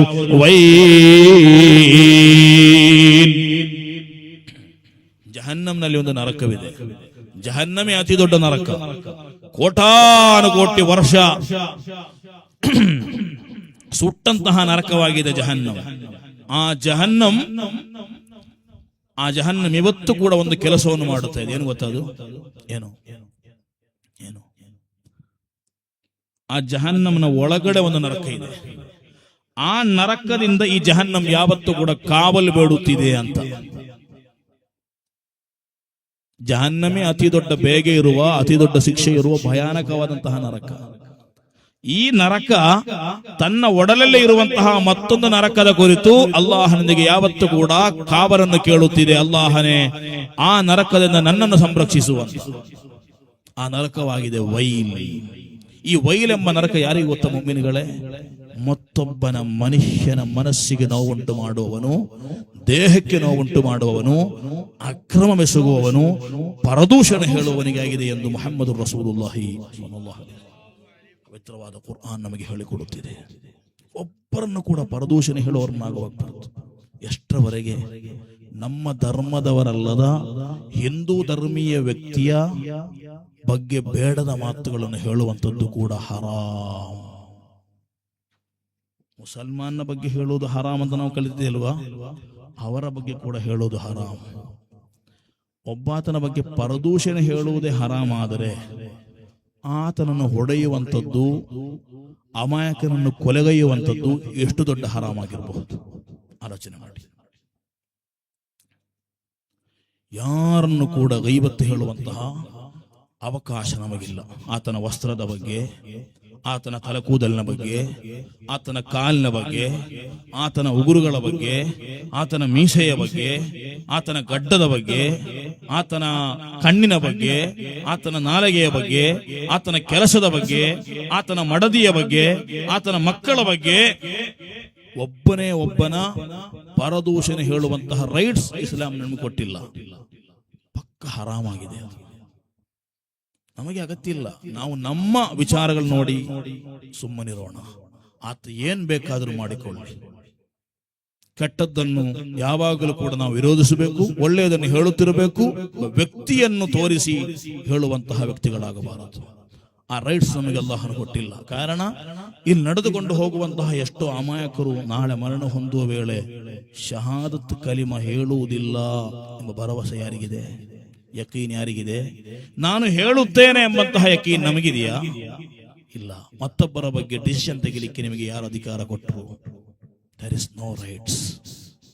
ಅಧಿಕಾರವೇ ಇಲ್ಲ. ಎಲ್ಲಾಹನು ಅಲ್ಲಾಹನ ಕೈಯಲ್ಲಿದೆ. ಅಲ್ಲಾಹ ನಮ್ಮ ಈ ಮಜ್ಲಿಸ್ ಸ್ವೀಕಾರ ಮಾಡಲಿ. ಮುಹಿಯುದ್ದೀನ್ ಅಲ್ ಅರಬಿ ರದಿಯಲ್ಲಾಹು ಅನ್ಹು, ಜಗತ್ತು ಕಂಡ ಅತಿ ದೊಡ್ಡ ಸೂಫಿ ವಿದ್ವಾಂಸ ಮುಹಿಯುದ್ದೀನ್ ಅಲ್ ಅರಬಿ ರದಿಯಲ್ಲಾಹು ಅನ್ಹು ಅವರ ಬಗ್ಗೆ ಒಬ್ಬಾತ ಪರದೂಷಣೆ ಹೇಳುತ್ತಿದ್ದ. ಅವರ ಬಗ್ಗೆ ಕಳ್ಳ ಅಂತ ಹೇಳುತ್ತಿದ್ದ, ಅವರ ಬಗ್ಗೆ ನೀಚ ಅಂತ ಹೇಳುತ್ತಿದ್ದ.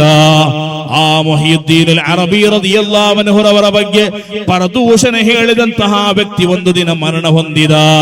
ಮರಣ ಹೊಂದಿದ ವೇಳೆಯಲ್ಲಿ ಮುಹಿಯುದ್ದೀನ್ ಅಲ್ ಅರಬಿ ದುಹುರ್ ನಮಾಜಿಗೆ ಕುಳಿತವರು ಮಗರಿಬ್ ನಮಾಜ್ ತನಕ ಎದ್ದೇಳಲಿಲ್ಲ. ಜನರು ಬಂದು ಕೇಳಿದರು, ಓ ಮುಹಿಯುದ್ದೀನ್, ನಿಮ್ಮ ಬಗ್ಗೆ ಪರದೂಷಣೆ ಹೇಳಿದಂತಹ ವ್ಯಕ್ತಿ ಮರಣ ಹೊಂದಿ ಹೋದ. ನೀವು ಮಧ್ಯಾಹ್ನ ಕೂತವರು ಮಗರಿಬವರೆಗೆ ಎದ್ದೇಳಲಿಲ್ಲವೇ? ಏನು ವಿಚಾರ? ಆ ಮಹಾತ್ಮರು ಹೇಳಿದರು, ನನ್ನ ಬಗ್ಗೆ ಪರದೂಷಣೆ ಹೇಳಿದವನಿಗೆ ಬೇಕಾಗಿ ಹಲ್ಲಲ್ತು 70,000 ತಹ್ಲೀಲ್, 70,000 ತಹ್ಲೀಲ್ಗಳು ಆತನಿಗೆ ಬೇಕಾಗಿ ನಾನು ಹೇಳಿದೆ ಎಂದು ಮುಹಿಯುದ್ದೀನ್ ಅಲ್ ಅರಬಿ ರದಿಯಲ್ಲಾಹು ಅನ್ಹು. ಮುಅ್ಮಿನುಗಳೇ, ಅವರಲ್ಲಿ ನಾವೆಲ್ಲಿ? ಅವರ ಮನಸ್ಸಲ್ಲಿ ನಮ್ಮ ಮನಸ್ಸಲ್ಲಿ 70,000 ತಹ್ಲೀಲ್ಗಳೆಂದರೆ ಮನುಷ್ಯನನ್ನು ಇತ್ಕುಂ ಮಿನನ್ನಾರ್, ಮನುಷ್ಯನನ್ನು ನರಕದಿಂದ ಮೋಚನೆ ಮಾಡುವಂತಹ ಕೆಲವೊಂದು ಮೋಚಿತ ವಸ್ತುಗಳಿದೆ. ಅದು ಯಾವುದು? 1,00,000 ಇಖ್ಲಾಸ್ ಸೂರತ್ ಓದುವಂಥದ್ದು, 70,000 ತಹ್ಲೀಲ್ ಹೇಳುವಂಥದ್ದು. ಆತನಿಗೆ ನರಕದಿಂದ ಮೋಚನೆ ಸಿಗಲಿಕ್ಕೆ ಕಾರಣವೆಂದು ಮುಹಮ್ಮದುರ್ ರಸೂಲುಲ್ಲಾಹಿ ಸಲ್ಲಲ್ಲಾಹು ಅಲೈಹಿ ವಸಲ್ಲಂ. ಮರಣ ಹೊಂದುವ ಮುಂಚೆ ನಾವು ಕೂಡ ರೆಡಿ ಮಾಡಿಟ್ಟಿರುವುದು ಒಳ್ಳೆಯದು. ನಮ್ಮ ನರಕ ಮೋಚನೆಗೆ ಬೇಕಾಗಿ ನನ್ನದಾದ ಡೆಪಾಸಿಟ್ 70,000 ತಹ್ಲೀಲ್. 1,00,000, 2,00,000, 10,00,000 ಬ್ಯಾಂಕ್ನಲ್ಲಿ ಡೆಪಾಸಿಟ್ ಮಾಡಿಡುತ್ತೇವೆ. ಅದಕ್ಕೆ 10 ವರ್ಷ 20 ವರ್ಷ ದುಡಿಯುತ್ತೇವೆ ನಾವು, ಅಲ್ವಾ? ನಮ್ಮ ನರಕದ ರಕ್ಷಣೆಗೆ ಬೇಕಾಗಿ ಏನು ಮಾಡಿದ್ದೇವೆ ಅಂತ ಕೇಳಿದ್ರೆ ಜೀರೋ, ಏನೂ ಇಲ್ಲ. 70,000 ತಹ್ಲೀಲ್ ಸುಲಭದಲ್ಲಿ ಹೇಳಿ ತೀರಿಸಬಹುದಂತಹ ವಿಚಾರ. ಮುಹಿಯುದ್ದೀನ್ ಅಲ್ ಅರಬಿ ರದಿಯಲ್ಲಾಹು ಅನ್ಹು ತನ್ನ ಬಗ್ಗೆ ಊರಿಡಿ ಕಮೆಂಟ್ ಹಾಡಿ ಹೇಳುತ್ತಿದ್ದಂತಹ ಮನುಷ್ಯನಿಗೆ ಬೇಕಾಗಿ, ಆತನ ನರಕ ಮೋಚನೆಗೆ ಬೇಕಾಗಿ 70,000 ತಹ್ಲೀಲ್ ಹೇಳಿದರು. ಮಹಾತ್ಮರ ಜೀವನ ನನ್ನ ಪ್ರೀತಿಯ ಮುಅ್ಮಿನುಗಳೇ. ಪ್ರವಾದಿ ಸಲ್ಲಲ್ಲಾಹು ಅಲೈಹಿ ವಸಲ್ಲಮರೊಂದಿಗೆ ಸ್ವಹಾಬತ್ತುಗಳು ಬಂದು ಹೇಳಿದರು, ಓ ನನ್ನ ಪ್ರವಾದಿ ವರಿಯರೇ, ನಿಮ್ಮ ಶತ್ರುಗಳ ಎದುರಾಗಿ ನೀವು ಪ್ರಾರ್ಥನೆಯನ್ನು ಮಾಡಿರಿ, ಶಾಪ ಪ್ರಾರ್ಥನೆಯನ್ನು ಮಾಡಿರಿ. ಮುಹಮ್ಮದುರ್ ರಸೂಲುಲ್ಲಾಹಿ ಸಲ್ಲಲ್ಲಾಹು ಅಲೈಹಿ ವಸಲ್ಲಂ ಹೇಳಿದ್ದು, ಇನ್ನೀ ಲಂ ಅಬ್ಅಸ್ ಲಆನ ವ ಇನ್ನಮಾ ಬುಇಸ್ತು ರಹಮಾ. ಶಾಪವನ್ನು ಹಾಕುವವನಾಗಿ ನನ್ನನ್ನು ಅಲ್ಲಾಹನು ಕಳುಹಿಸಲಿಲ್ಲ. ಈ ಜಗತ್ತಿಗೆ ರಹಮತ್ತಾಗಿ ಆಗಿದೆ ನನ್ನನ್ನು ಅಲ್ಲಾಹನು ಕಳುಹಿಸಿದ್ದು. ಆದ್ದರಿಂದ ನಾನು ಶಾಪ ಹಾಕುವುದಿಲ್ಲ. ಒಂದೇ ಒಂದು ದಿನವೂ ಕೂಡ ಶವ ಪ್ರಾರ್ಥನೆ ಮಾಡಿದವರಲ್ಲ ಮುಹಮ್ಮದ್ ರಸೂಲುಲ್ಲಾಹಿ ಸಲ್ಲಲ್ಲಾಹು ಅಲೈಹಿ ವಸಲ್ಲಂ. ಆದ್ದರಿಂದ ಮನಸ್ಸುಗಳು ವಿಶಾಲವಾಗಬೇಕಾದರೆ, ನಮ್ಮ ಮನಸ್ಸುಗಳು ಒಳ್ಳೆಯದಾಗಬೇಕಾದರೆ ನಮಾಜುಗಳು ಹೆಚ್ಚು ಮಾಡಿರಿ ಅಂತ ಹೇಳಿಲ್ಲ, ರೋಜಾಗಳು ತುಂಬಾ ಮಾಡಿರಿ ಅಂತ ಹೇಳಿಲ್ಲ. ಕಡ್ಡಾಯ ನಮಾಜುಗಳು ಮಾಡಿರಿ, ರೋಜಾಗಳು ಮಾಡಿರಿ.